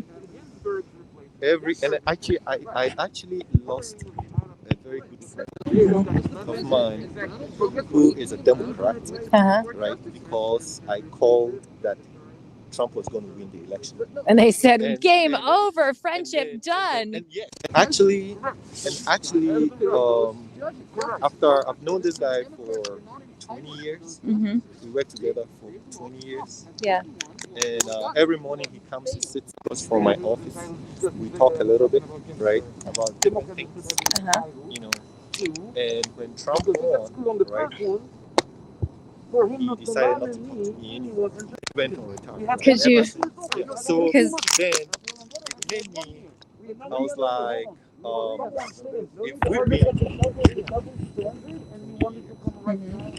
because of politics, you know, more than that means we weren't friends.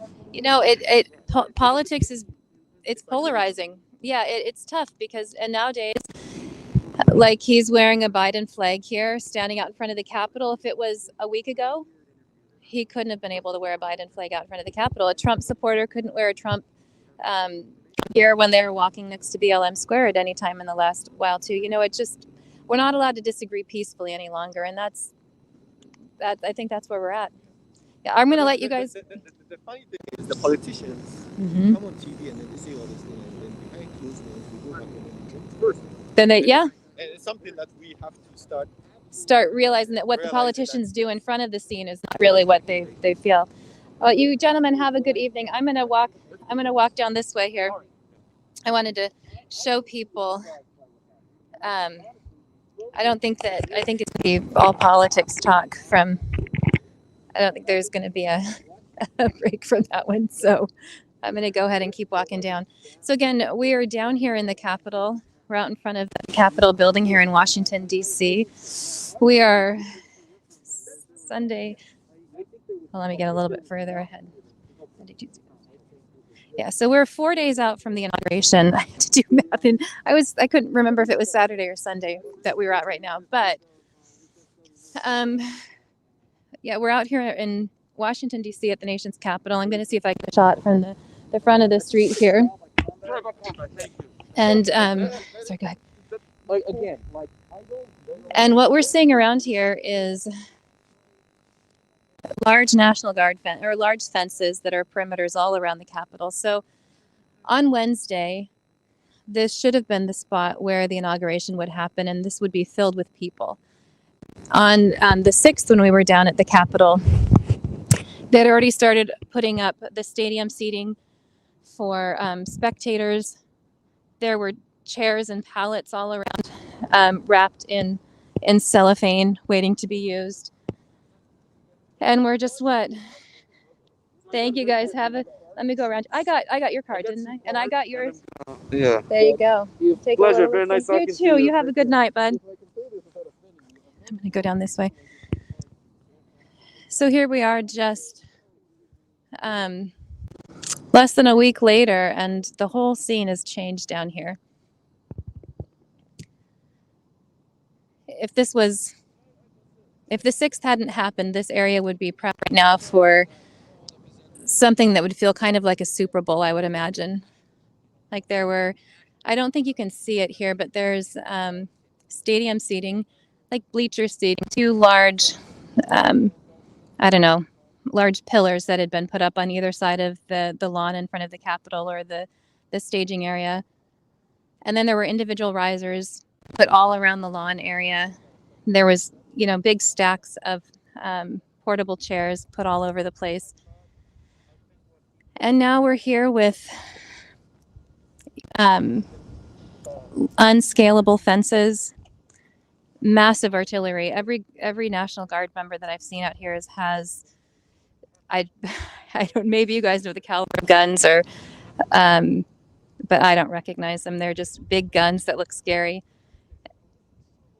We've heard reports that they've sent 50,000 National Guard members from around the United States to help protect the Capitol here,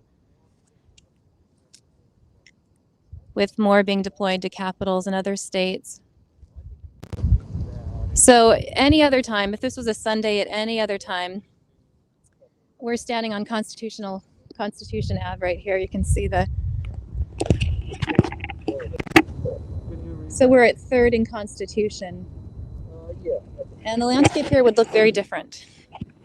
Pre-6th and post-6th. If you guys remember, CJ and I walked down this avenue a while ago for a.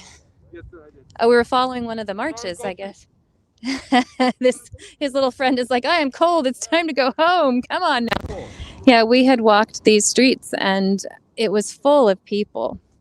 So it does look like a ghost town. And the reason this area actually looks so blank is because we had to pass through 2 different security checkpoints to get down here.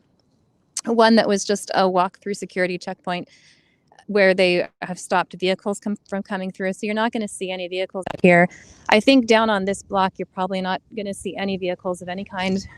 From what I've heard, most of the businesses down in this area aren't operating from the 15th through the 21st. See, I said that and here comes a vehicle, but it might be a police vehicle. The second checkpoint that we went through was a lot more, it was like going through TSA security, which when I spoke to the Secret Service agent at the entrance when we first were coming down through the first checkpoint, he said that they were bringing in TSA to help with the screenings on during the inauguration. So my guess is that all of these entrance points down here are going to have the same level of, oh yeah, they're military of some kind, are going to have that same level of security screening where we check our bags. They go through all of our, all of the nooks and crannies of it. And there's, quite severe restrictions that have been placed on what can and can't be taken into this area in particular. On Inauguration Day, I'm not really sure what this avenue is going to look like. I'm not sure if they're going to allow the public to be down this far. Looks like we've got Capitol Police down here. Oh, absolutely. So wait, real quick, all along the lane here, though, even though this area has only been accessed by, intense security checkpoints, we still have massive numbers of law enforcement. This entire area is lined, and then coming up here to the right, we have this stuff that I haven't seen before. So have you seen this kind of barrier before? Interesting. Yeah, I had not noticed that. It looks like the black police shields that they carry. It does. They're mounted. Well, I mean, it looks like it's some sort of like bulletproof shielding. It could be that President-elect Biden is going to come down this path to get to the White House. Could be. My guess is that they're not going to let the public down this far. I think that the Secret Service officer that I spoke to earlier said that the best vantage, he doesn't know for certain, but he thinks the closest we're going to get is the entrance point that we came in. And my assumption would be because this area is heavily fortified. Like we've got 3 layers of fencing going this direction. Again, we're on Pennsylvania Ave right now. So there's 3 levels of fencing on the other side. There's this initial one, a second one. Yeah. So this is the route that people took when they marched after Trump's speech. They came down Constitution and they came down Pennsylvania. The White House is directly on this way. But on the other side over here, now we've got some cops coming down the way, but they're not hustling, so I think we're fine. Have you gone through security on the other side over there, or have you been on Pennsylvania today? Have you been down this route? No. Okay. Yeah, so we've got several layers of fencing on this other side also. But my guess is that they're not going to let any public on that side because this side over here has got it looks to me like bulletproof. I mean, I don't know if it's bulletproof glass. Let's see what this sign says here. Let's see. Oh, it just says emergency, no parking, start date, and then January 16th through January 23rd. So they're pushing it even 3 days past the inauguration, which makes you wonder what the aftermath is going to be. So did you say you had another question? Sorry, I just wanted to point out all of this. Sure. That That was interesting when we were like both interviewing those two guys at the same time there. Yeah, it was good though. I really enjoyed the questions that you were asking. So I was like, oh great. Let's just hear that. Because you went through it. Like your question, which I'm guessing you ask other people, is like, where do we go as a country from here, or something like Yeah, that? because the thing is, the details matter for sure. They matter. But as an overarching theme, we have to come to some point where we say, okay, we're not going to manage all the details very quickly. Like there's so many things that need to be worked on.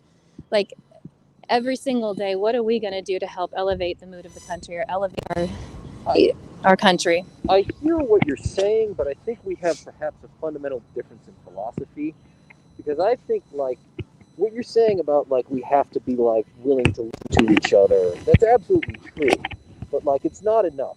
I do think you need. I absolutely, and I do agree with that. And it does sound very kumbaya. And there has been a large portion of our population that has been marginalized and has not had their voice. No one's has not listened to their voices, and they've needed, in order for change to happen. I'm curious to know what's going down this way. But I think on a day-to-day, like when you're living your life, let someone tell you about their political stance, whether you agree with them or not. Walk away not agreeing with someone and let that be an okay situation. Learn from them, listen to what they have to say, and take something away from it. And that's just such a like a basic core tenet of the way I live my life. It just seems obvious to me. It's just like, of course, it seems. But I have to remind myself that I do think a lot of people need to hear that. It's gotten okay. People have made it okay to disagree in anger instead of just disagree in peace. Having said that, I do think there are some specific things. Gotta pull up my backup battery. The government do. Sure. I happen to think the biggest problem we face, or up until recently, the biggest problem we're facing, is the two-party system itself. Okay. I think when there's only two parties, it's Sorry guys, I'm putting I got this battery in the charger on here. Can you hold this for a second? I can get hold that right there. I'm gonna have to take off the. Didn't the other guy you were with hold this too? Yeah, getting my gloves. It's so much easier having someone in the field with you, so you have extra hands to do all this stuff. There we go. And your hands get really cold. Okay. Oh yeah. Okay, sorry guys. 1 second. Oh, see, I'm getting low battery here. Hold on. Sorry, hold it for 1 minute. Sorry guys, 1 second. And then I need to do. Okay. All right. Let me push this on. I wasn't paying close enough attention to our battery life, you guys. Just 1 sec. And it's not responding to my fingers. I know this is jostling, my friends. Just give me 1 second here, and I'll get us taken care of. Where's that button? Sorry, I'm going to step over the street lamp here. There it is.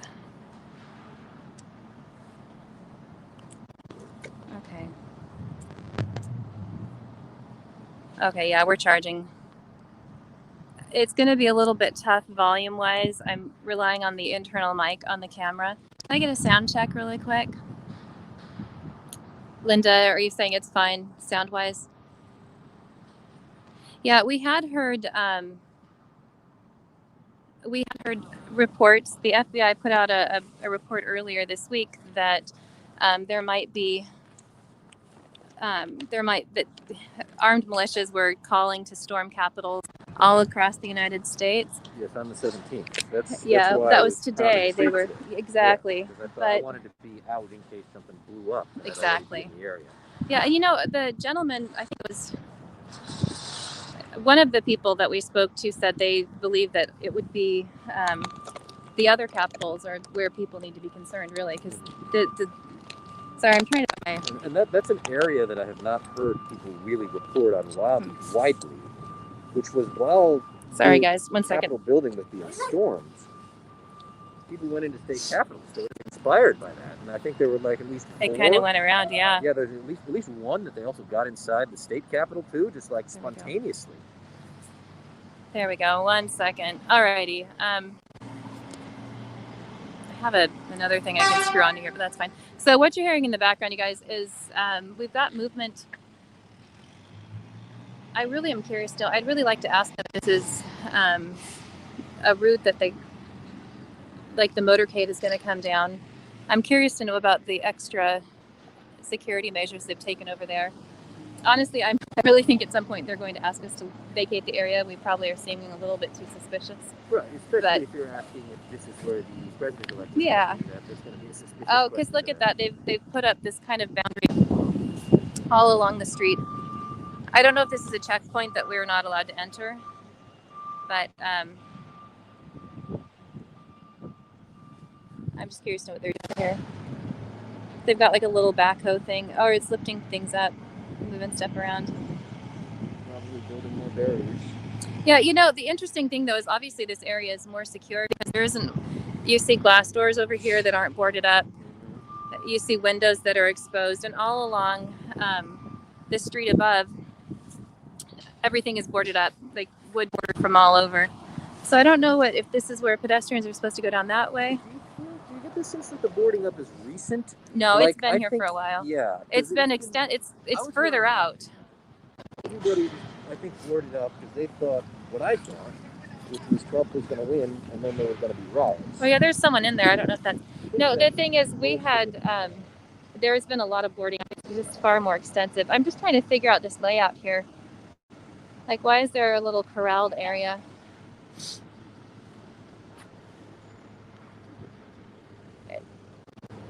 Yeah, I don't know. There's kind of fencing all over.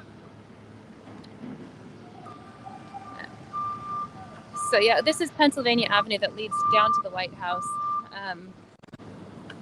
Yes, right here where Pennsylvania merges off the Constitution. I remember stopping here and debating somebody in March.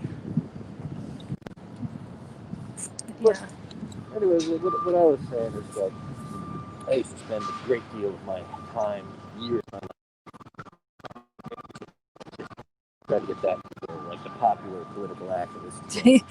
You were voting for Perot over there, huh? No. See, you can't vote for a third party candidate because you just act as a spoiler. You'll just be taking votes away from one of the other candidates. I see. That is a legit criticism of the way our system is set up. But if you change and count the votes, then it's possible to have more than two parties. Okay. A lot of other countries do that. So I spent a lot of time working on ranked choice voting, which is one of the systems where if you count the votes that way, it's easier to have more than two parties. Okay. Let's take a look over here and see what we're seeing. This is, I can't remember the name of this fountain over here,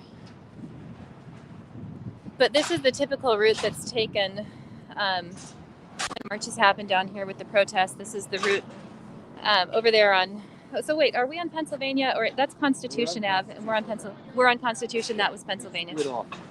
Yeah, so, yeah, and they've got this, it looks like they're still erecting, so it might be that they're creating a pathway here for vehicles to come through. I'm not really sure. And these are a different kind of border than the crowd control borders that we've seen before. That's my leg is all bruised up still from the. We can get out here, or we gonna have to I don't think so, but I'm curious to know what this other checkpoint is right here.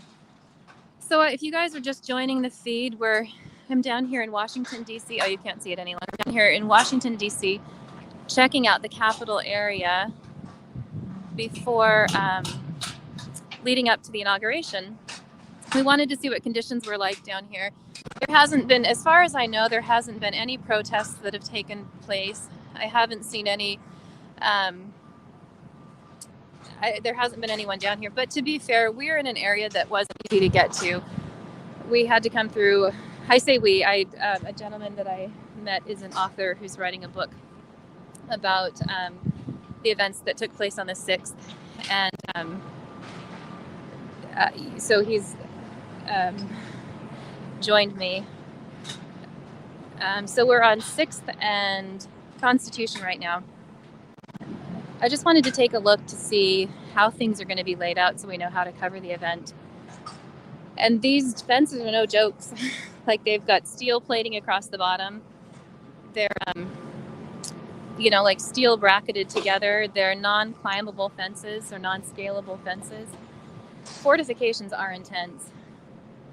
I am very curious though, because we seem to be back behind. I don't actually know that I'm supposed to be standing right here because there's like 3 layers of protection. But there's a lot of law enforcement. I don't know if they all know. It's not super coordinated though. According to the gentleman I spoke to earlier that was Secret Service, they're kind of the logistics. Looks like, is there no exit point over there? Are there people in there doing security? Is that a security checkpoint? I don't know. I couldn't really see. All right, you go in first. If you get arrested, I'll take off your leg. Sound good? Just kidding. I'll go in. I don't know if we can go down this way though. Sure, it'd be nice if it was heated. No, that's not an exit. We were trying to see if there's an exit point. Do you have any cards on you? I do, yeah. I didn't know how far down we were able to go. Sorry, 1 second. Oh, come on now. I'll give it to you in a minute. There you go. Okay, so who let you in here? We came in through the checkpoint down on 6th and... Was it 6th and Constitution that we came in? Or 6th? Third. We're on 6th right now. All right, and what do you have? Well, I'm a writer. I'm an independent writer. No stories here, folks. Okay, I was just trying to figure out how far down. What's that? I told you I want to leave. I'm tired. I would like to leave. Go back out that way. That way, and then to the left on which street? Whatever entrance you came in is the way you got to go back out. Okay. Did someone let you through here? Oh, yeah. Yeah, they down over that way. We went through the metal detectors, emptied our pockets. I don't know why. Sorry, can I ask you one other question? So on Inauguration Day, when we're coming down to cover this event, where should we position ourselves? Where would be the best spot to do it that we're not going to get in anyone's way? I don't have any... If the public is allowed to be somewhere, you guys should be able to go there. Okay. All right. They probably have press areas for you. Yeah. But I'm sure you had a press avail of some sort, Yep. instructions. Well, not really, actually. They just kind of, it changed. It's been changing. That's why I came down today to see where we should set up and what we should do, because there's no real hard line on the whole thing. Yeah, no, I can't. I couldn't guess what they're going to do next. We're still a couple days away. Yeah, it's a lot. You guys have a lot of moving pieces going on right now. There is, and it's going to be interesting. I don't have any guidance for you on Okay. that. Can I ask you one question? Sure. I saw some a different kind of fence that had plastic on it. Is that like a bulletproof type of? I couldn't comment about any of our capabilities. No problem. It may just be shielding.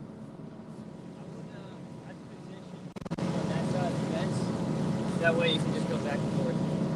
Okay. We'll head back down this way and pop out the Okay. way we came in then. Okay. All right. Thanks for taking the time. Have a good night.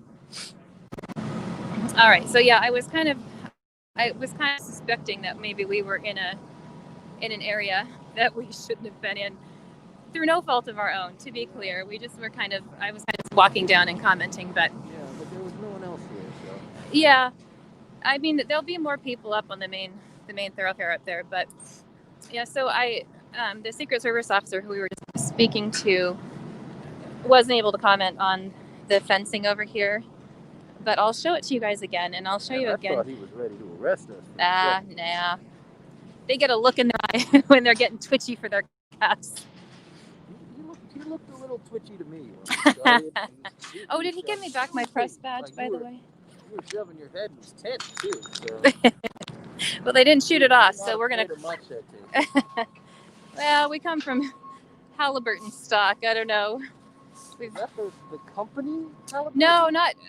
Richard Halliburton was a famous explorer in the 1930s, and he went around the world. And there's actually still classes taught about him at Princeton. He was a Princeton student, but a big adventurer. So I don't know. My brothers definitely followed in those footsteps, and I do it my own.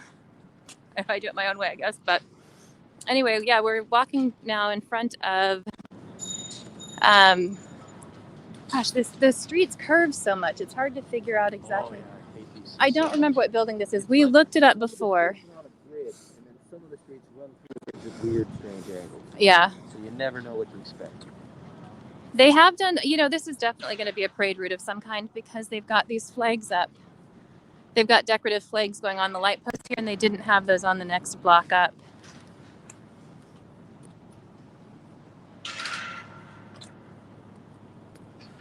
Like I told him I was a writer. It was like, there's no stores here. Yep. Well, they got to keep things safe, right? You haven't lived until you've been tear gassed, my friend. I think last week was the first time I've been tear gassed. It's no joke, man. It's not fun. I kept going to BLM rallies, and people would tell me they tear gassed us last night, but then it wouldn't happen. The night you were there. Yeah. According to CJ, he's been. Oh, now they've trapped us in here completely now. You're gonna exit that way. Alrighty. Yeah. Oh, that's the Canadian Embassy, I think, over there. Is that? Yeah, I think that's the Canadian Embassy. So we're gonna walk back down where we came and head out. Oh, okay. We're gonna head out, I think, I Street, which is the way we came in here. Whew.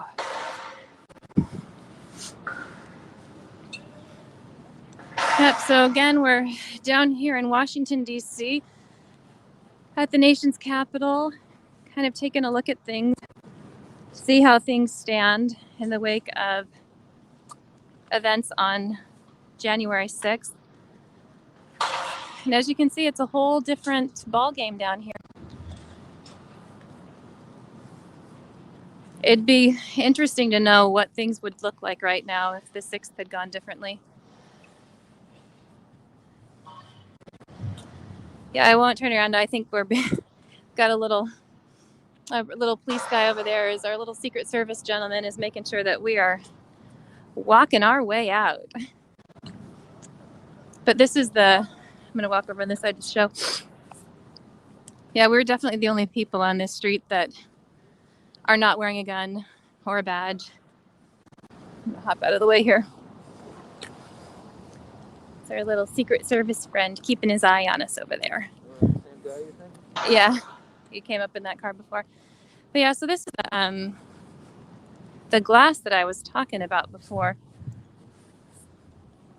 which leads me to, and if you'll notice all of the light, oh, look at the top of the light posts have, well, some of them have got the little presidential emblem on them.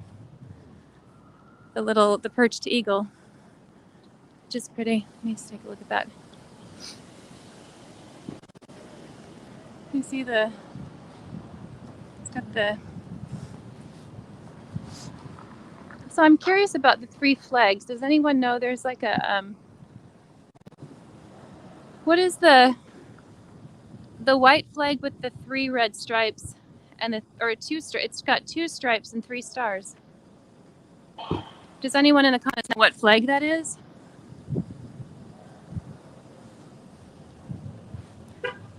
So I'm curious. Oh, I'm curious to know what flag that is with the it's got 3 stars and 2 stripes.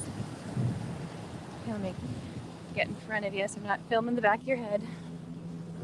Flag of Washington, D.C. I bet you're right. Oh, yeah, it's the Washington flag. Thank you for who was saying that in there. Melissa Grissom. Thank you for that. Yeah, wow, you guys are all really well informed. You guys all have a bunch of, everyone knew it was the DC flag. My bad, I should have known that. Because it is all over the DC police officers' uniforms. So yeah, we've got police officers all along here. I think these are more DC police or Metro police. Or they could also be Capitol Police, actually. But, oops, sorry. They're not National Guard, that's for sure. But so I'm just walking down the last few steps of Constitution Avenue, which leads straight to our nation's capital, where in just a couple of days, the 46th president will be inaugurated in different conditions than we've ever had in Washington, D.C.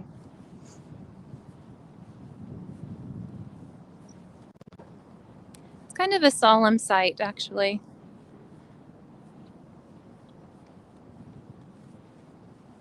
to be out here surrounded by National Guard, armed to the teeth, and fencing in every direction. If you can see, I'm just going to turn here.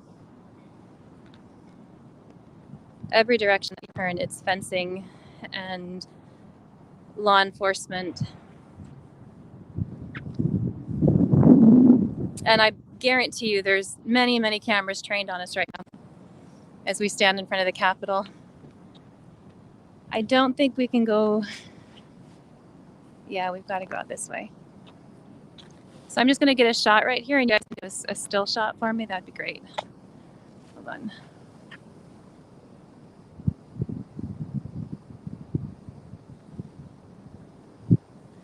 Do another photo right there.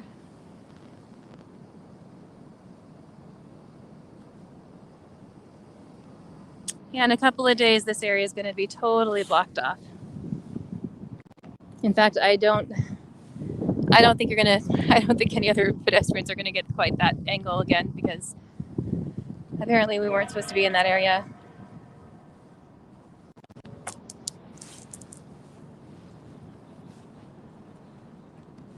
So that's Constitution Avenue, my friends. Yeah, there's military at every capital right now around the United States. There's particular ones that are on a higher alert than others. I don't know why, but no. Looks like we're back to our exit point again. Give you one more shot of the Capitol.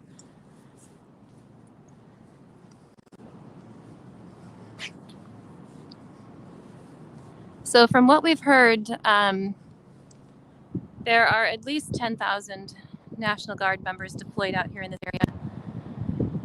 According to another source, it's up to about 15,000. It makes me wonder, are they mustered on bedrolls in the Capitol tonight? There's many people out tonight that are chilly, protecting the grounds with a huge radius around the Capitol and the White House. But you have to imagine that inside that building right now, there's thousands of National Guard members milling about, waiting to be called up to service.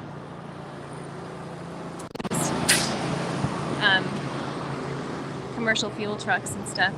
This guy, this author guy who's hanging out with us is getting super nervous. They're pulling fencing and we're kind of getting fenced in, but they'll let us out again in a minute. And there's our Capitol, people. Yeah, I've seen the video and the photos of the National Guard members sleeping on the ground of the Capitol, and or on bedrolls. But I don't think that they've ever had this number of National Guard units deployed to the Capitol all at one time. And it could be that they're in hotel rooms around the area. I don't know. You're going to see the checkpoint that we went through earlier. Like I said, to get to this spot, there were several checkpoints. And I think on the day of the inauguration, this isn't going to be a very good vantage point, honestly. We're going to have to figure out. Yeah, I don't think there's going to be a good point to watch the inauguration. So if anyone has been wondering, what is it like in DC right now? It's quiet down in this area. Again, this area isn't really open for public. I don't know. We saw some other people down here, though. We're on the corner of 3rd and Constitution, right by the nation's capital, which has been heavily fortified on every side. There's a perimeter set up, extending out several blocks in every direction, and even further out around the White House.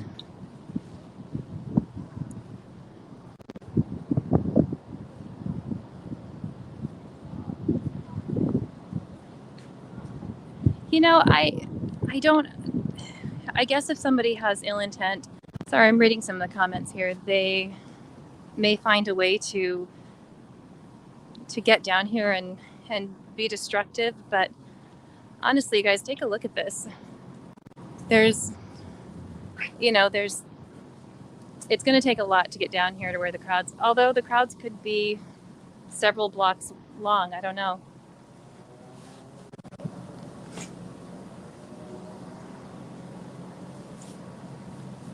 So do you guys have any questions? Is there anything in particular you'd like to see in the downtown area?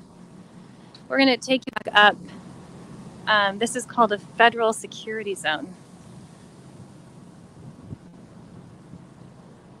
Or federal secure zone.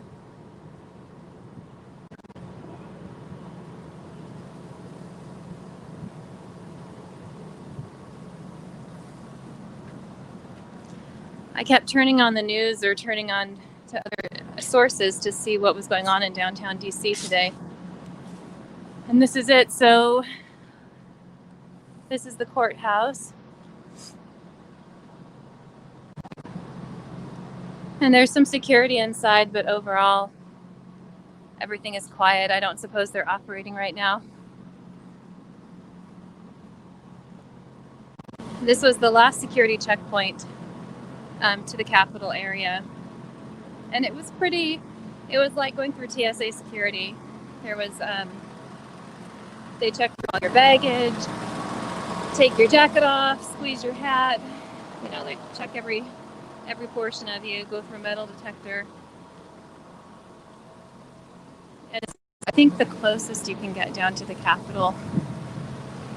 So we're just like a block up from it. But on Inauguration Day, my guess would be that they're not going to let people even get down that far. But I'm not sure. Whew. Hello. You guys getting ready to close this one up right here? Oh yeah, it was closed, yeah. Okay. All right. Hop on out of the way. You guys have a good night. Oh, I'm going to pull this mask back up because it's getting chilly. I don't... Oh, go. Nice to meet you too. Thank you so much. Yeah, you got my card. I got your. Yeah. Let me make sure I got your card. Hold on. Yeah. I do have it. I dropped and I picked it up again. I'd be Thank you interested so much. to talk sometime when you're not live streaming. Absolutely. Sure thing. Looks like you got a fun job. Oh, thanks. I'm just gonna ask you gentlemen. Sorry. Can I ask you gentlemen a question? Is there a curfew in the city tonight? Yeah, I know I have my press badge and everything, but I just wanted to kind of walk the streets up there. I wanted to make sure there wasn't a curfew tonight. So yeah, as of right now, no. Okay. Yeah, but we could change the time. So Okay. just watch what you're walking. We get the alerts when it comes up. Okay. Do you guys know if this area on the Inauguration Day, is this area going to be open, or is this, like, we come down to do press coverage, is this as far as we're going to be able to come? Do you know? That's something I haven't made a decision on yet. Okay, Yeah, no problem. 'cause, Just want to try planning ahead of where to head to. Yeah, makes trying to sense. decide what's going to show up, what's going to be here, and Sure. what are we fighting, you know? Yep. All right. Thank you so much. You guys have a good night. Thanks. All right. So we're just going to keep our eyes and ears open. It's getting to be a little chilly out here again, but not as bad. Oh my gosh, you guys, on the night of the 6th, it was crazy. It was really cold. Yeah, the guy that was walking with me, he's an author who is, oh, sorry, my nose is getting runny and chilly. He is an author who is writing a book about the events of the 6th. And being around the Secret Service and the FBI and the who else was just over there? Border Patrol, and it made him really nervous. But they're just people, you know, they're just people doing their job, trying to keep us safe. Oh, let's see. So yeah, my suggestion would be, if you're in the DC area and want to come down here, don't try bringing your car. Because, well, they've closed down the metro stations also. The train isn't even running through this area on Inauguration Day on the 20th. And the stops, they usually would, there's stops that they do in this area, but they're not doing that. So yep, that's the last. I mean, they let us go in, but I think it's a quickly changing event, which is why they're, we were able to get in and then we weren't. I'm wondering if they're going to close off this checkpoint here. But do you guys notice this? Like, if they close the checkpoint off, there's people that look like they are, living there. There's some transient people there. So yeah, to even get down by the Capitol where we were at, there was this final checkpoint right here, which was the most intense one. And then there is, it's not a checkpoint, I suppose, but a security perimeter, this one right here. And then there's another security perimeter up. So that's 3 full city blocks that are contained. And all of these vehicles you're seeing here, this is all law enforcement or, agents. So if you're someone living in this apartment building, things are a little bit tough for you right now. So yeah, the perimeter goes out every direction for several blocks, except for jaywalking because there's no cars.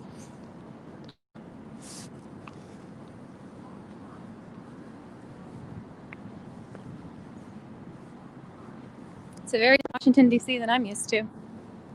That's for sure. So I'm going to head up to the main street up here, where there are actually lots of people out tonight. Hello. Hi. They're just not down in this area. They do really thorough. So this this checkpoint that was down there, there's no vehicles allowed in this area unless you can prove that you need to be here. And I watched the vehicles. Is that coming from here? That sound? Well, oh, there's a whole lot going underneath. Listen to that.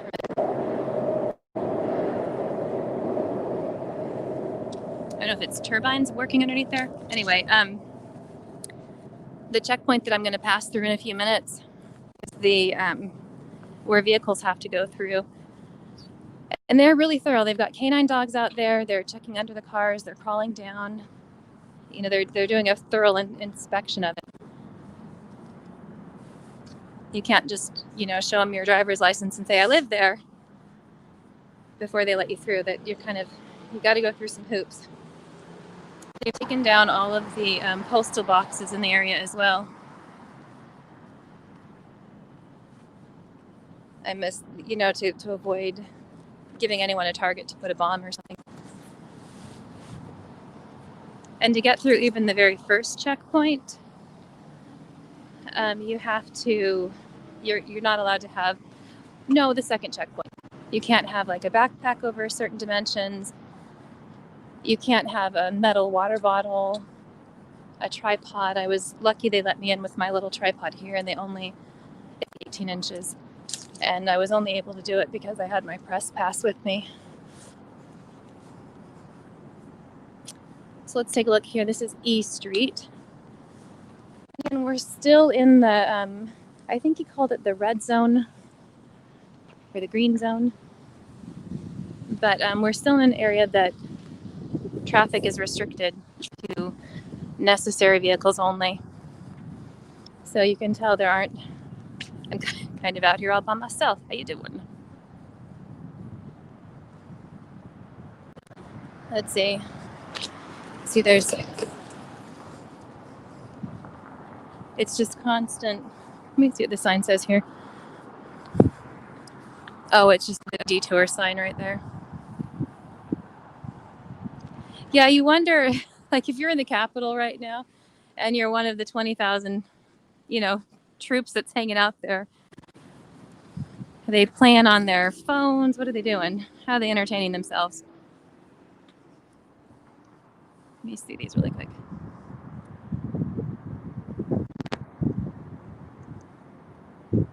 Sorry, I can start looking at some comments if you have questions. I know we got kind of into it for a long time with those, the gentlemen that were talking in politics and stuff like that, but, everyone has their, I really applaud anybody who feels passionately about what they're saying and what they're thinking and get involved. It's, if everyone was apathetic, what would ever get done,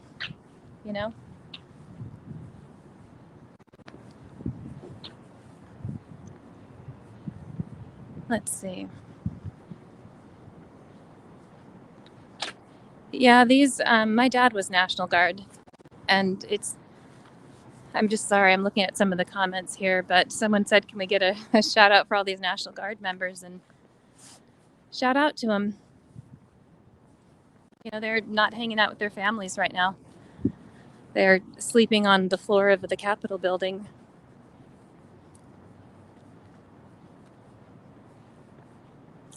The entire National Mall area has been closed down as well, which is a pretty large, sorry, I'm covering up my nose.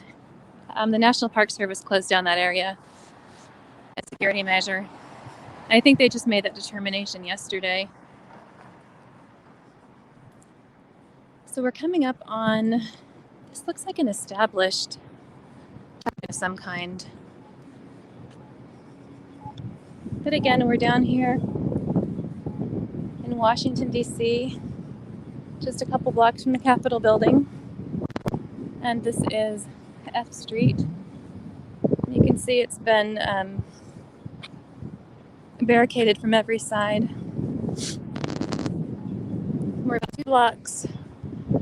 Yeah, so the Capitol is, this is how far we've come up. I think we're 2 or 3 blocks up. It was interesting the conversations that they were having, though. You know, hearing the gentleman's firsthand account. Hello. Hi. Good. I'm hearing their firsthand account of what it was like for him there on the 6th, you know, standing on the steps of the Capitol. And it is interesting how everyone can, you know, there were so many people out there that day. And I bet if you talked to 100 of them, they would have their own slant and their own perspective on what they experienced, their own theories on why things happened the way they did.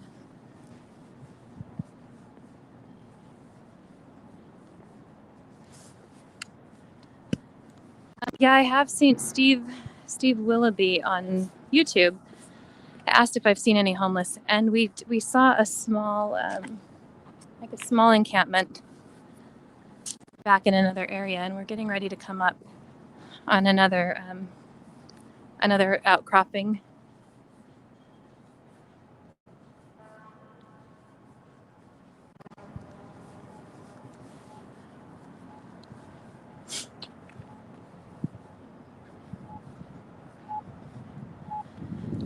You know, one of the big questions, Elaine, from Facebook is, where was, I guess I keep looking, I'm like, oh, can I go now?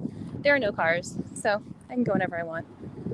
But yeah, that is one of the big questions, is where was law enforcement on the day of the 6th? And like the Secret Service agent was saying up there, is they can't come unless they're called. This isn't, Washington, D.C. is not a state, it's a city. They don't have a governor, they have a mayor. And the National Guard isn't allowed to come into the city without authorization. So, what's that, hon? Absolutely, sir. I won't touch your stuff. You have a good night. Yeah, so in a city situation without a governor, troops can't come in. Like, I don't think they can come in. Hold on. Sorry, there's a guy behind me kind of following me a little bit, but he's backed off now, so we're fine. Anyway, I feel totally safe though. I mean, no worries. There's a lot of law enforcement, and I guarantee you, there's eyes in the sky. Like a person walking around with a camera at night in Washington, D.C., a couple blocks from the Capitol. They're aware of everything that's going on. Anyway, yeah, I don't know where law enforcement was that day. It was something that was glaringly obvious to me as well, that there was a lack of law enforcement that needed to be here. Oh, let's see, this is just a...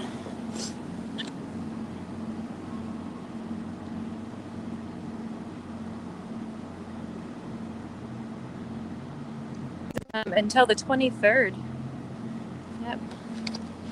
I know where there's a garbage can, but we'll find a space for this thing. Oh, they're all over, darn it. Well, can only pick up so many people. This is one of the other checkpoints here. Oh, our garbage can would be. So this is one of the ones for the cars to come through.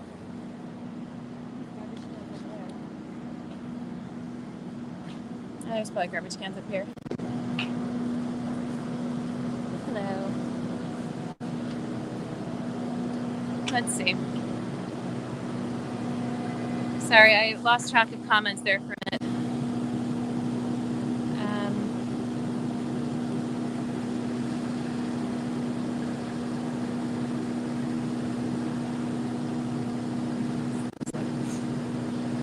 So according to, if I'm going back to Elaine Keene on Facebook, she said that it's the mayor's responsibility to call them in. According to reports, the mayor did ask to call them in. If you'll go to the state of Maryland's website, the governor of Maryland, Governor Hogan, addresses that issue actually. And he is they got their snacks going on, they're ready to rumble. Going back this way.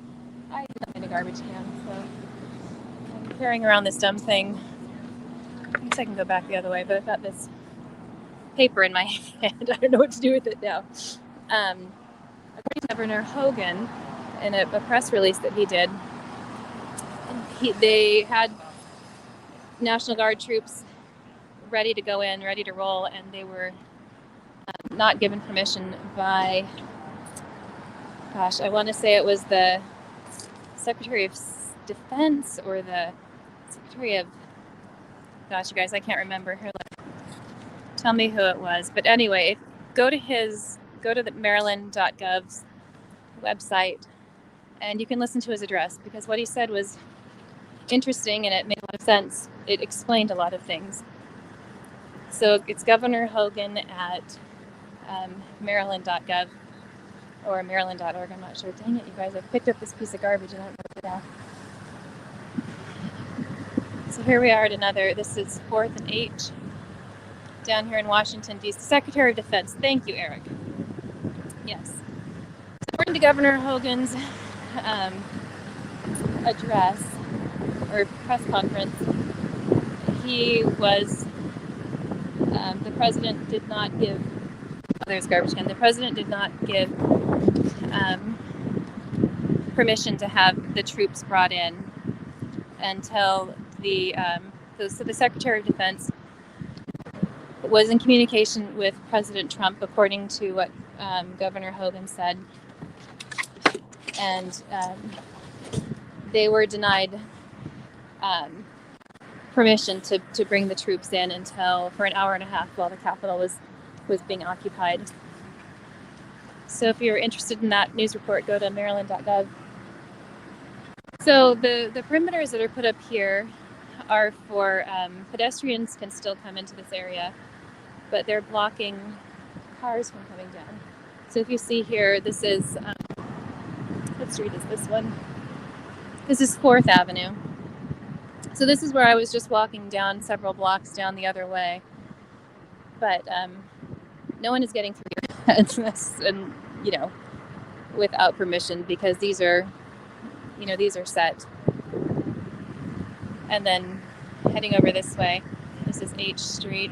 You can see we've got armed National Guard on every corner. And when I say armed, I'm not messing around. They're like armed. We've got some pretty heavy artillery out here. So we're on H Street, and we're going to make our way over to, hi. I keep looking for traffic, and I realize there's no cars. I'm looking for nothing. Oh, I know there are cars here, actually. There's no cars that way. Anyway, we've got National Guard out here. All different branches of law enforcement hanging out.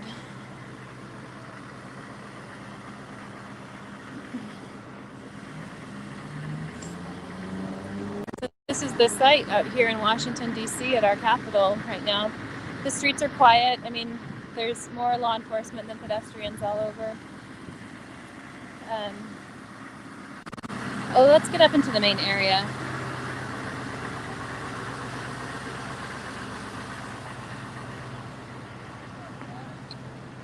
Yeah, there isn't any activity out here. No one is allowed to get anywhere close to, I mean, as close as I was to the Capitol building, that's as close as anyone is going to get. And I'm sure that the White House has a perimeter that's out even further.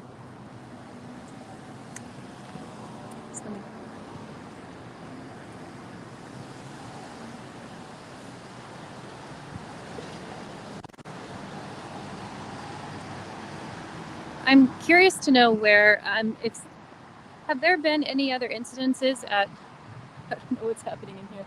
This is a CVS. Did you see the lights going?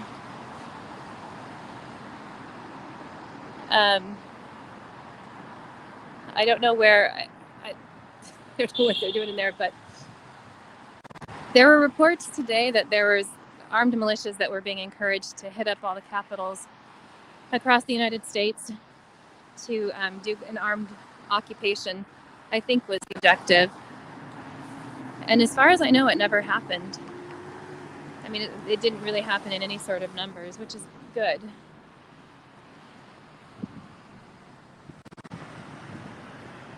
Sorry, I can't look at comments and walk at the same time. So I'll probably sign off soon. I'm just walking back towards my car, which is also back towards the White House. The police presence is quite intense. Like, I knew there would be a lot, but it's not just like a barricade at every entrance point. There's like a barricade and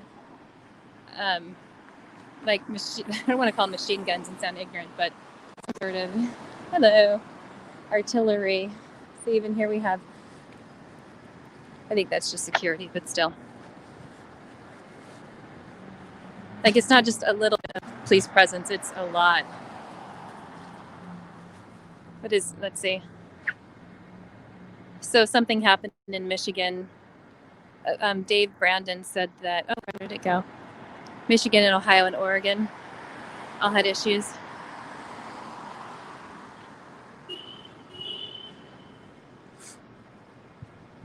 There we go.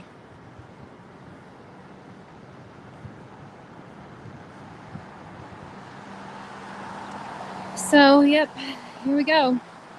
We'll see what happens over the next week, you guys. It's a crazy time in our country's history. And like I was talking with those gentlemen, like, what comes next? You know, how do we even move a couple inches out of this angry space that we're in?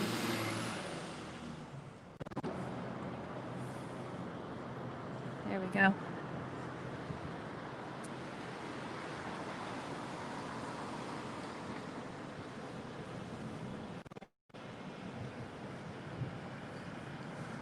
So here's another, so you can see how far we've walked from the Capitol building.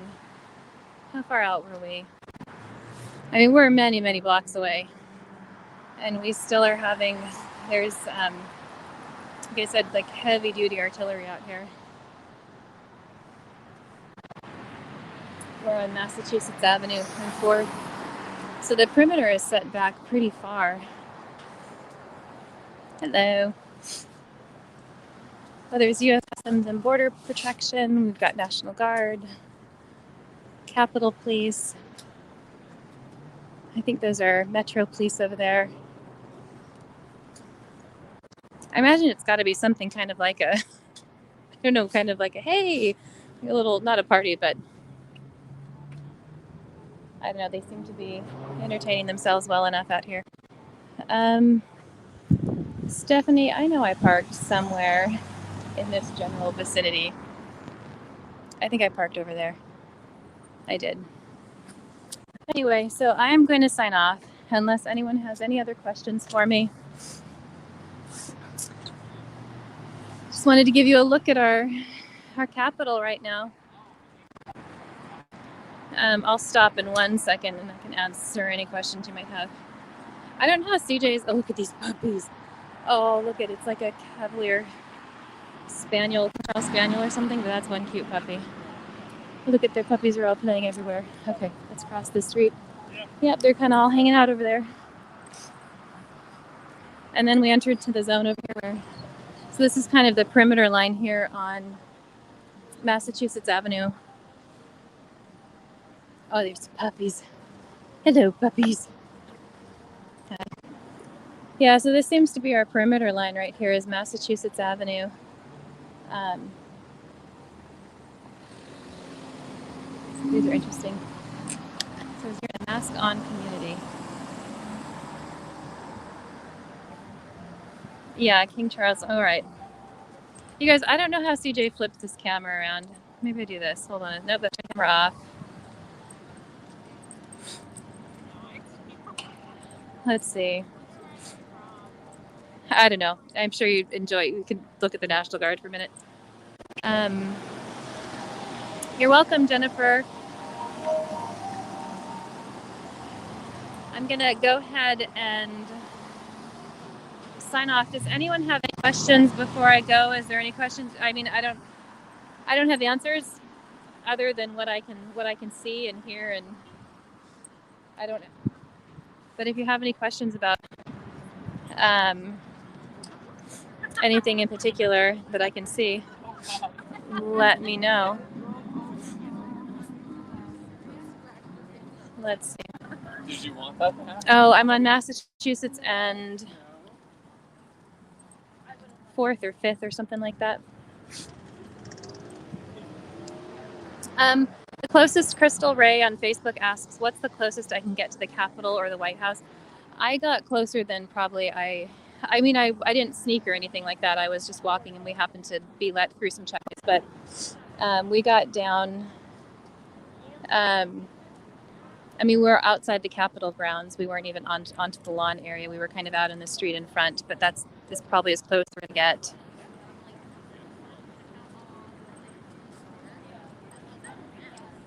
So, again, thanks for joining us tonight.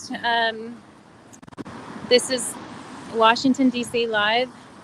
We're going to be back here in a couple of days. Broadcasting. Hi, baby. Are just all your little dogs, are your puppies friends, or do you guys just come out here and do your puppies come out here and hang out? Yeah. He's like, no. Oh, look at him. Oh, look. They're little buddies. This guy's like, hey, I want to play. Hi, friends.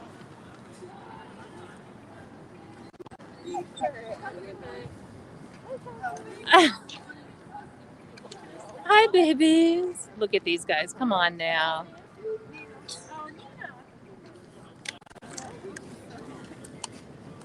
I mean, you got to end your night with puppies, right? Come on now. Hi, guys. Hi, guys. How are ya? Oh. What are your dogs' names? What is it, Hugo? And what's this guy? Nino. And what's this one? Maisie. Oh, hi. Can I pet him? Hello, beautiful. How are you? How are you, Maisies? Hi, guys. Hi, sweeties. Way to get tangled. Hugo's like, hey, I'm having a good time here. Oh, you're soft, Hugo. Hi, babies. How are you? Oh. They're very loving. All right, you guys have a good night. Thank you. All right, all. We're signing off now. I know, right? Puppy action. You got to love on it. Tune in to us on the 20th. And here, I'll turn this around a little bit. Stay tuned with us on the 20th, and we're going to come to you live from Washington, D.C. I don't have any idea how much we're going to be allowed to, how close we're going to be able to get, or even if we're going to have any bandwidth available to us. But we'll do our best. And CJ will be out here with the camera, and he does a much better job. I mean, anyway, thanks for sticking with us, and we'll talk to you later. Bye. And now we figure out how to turn this business off. Here we go.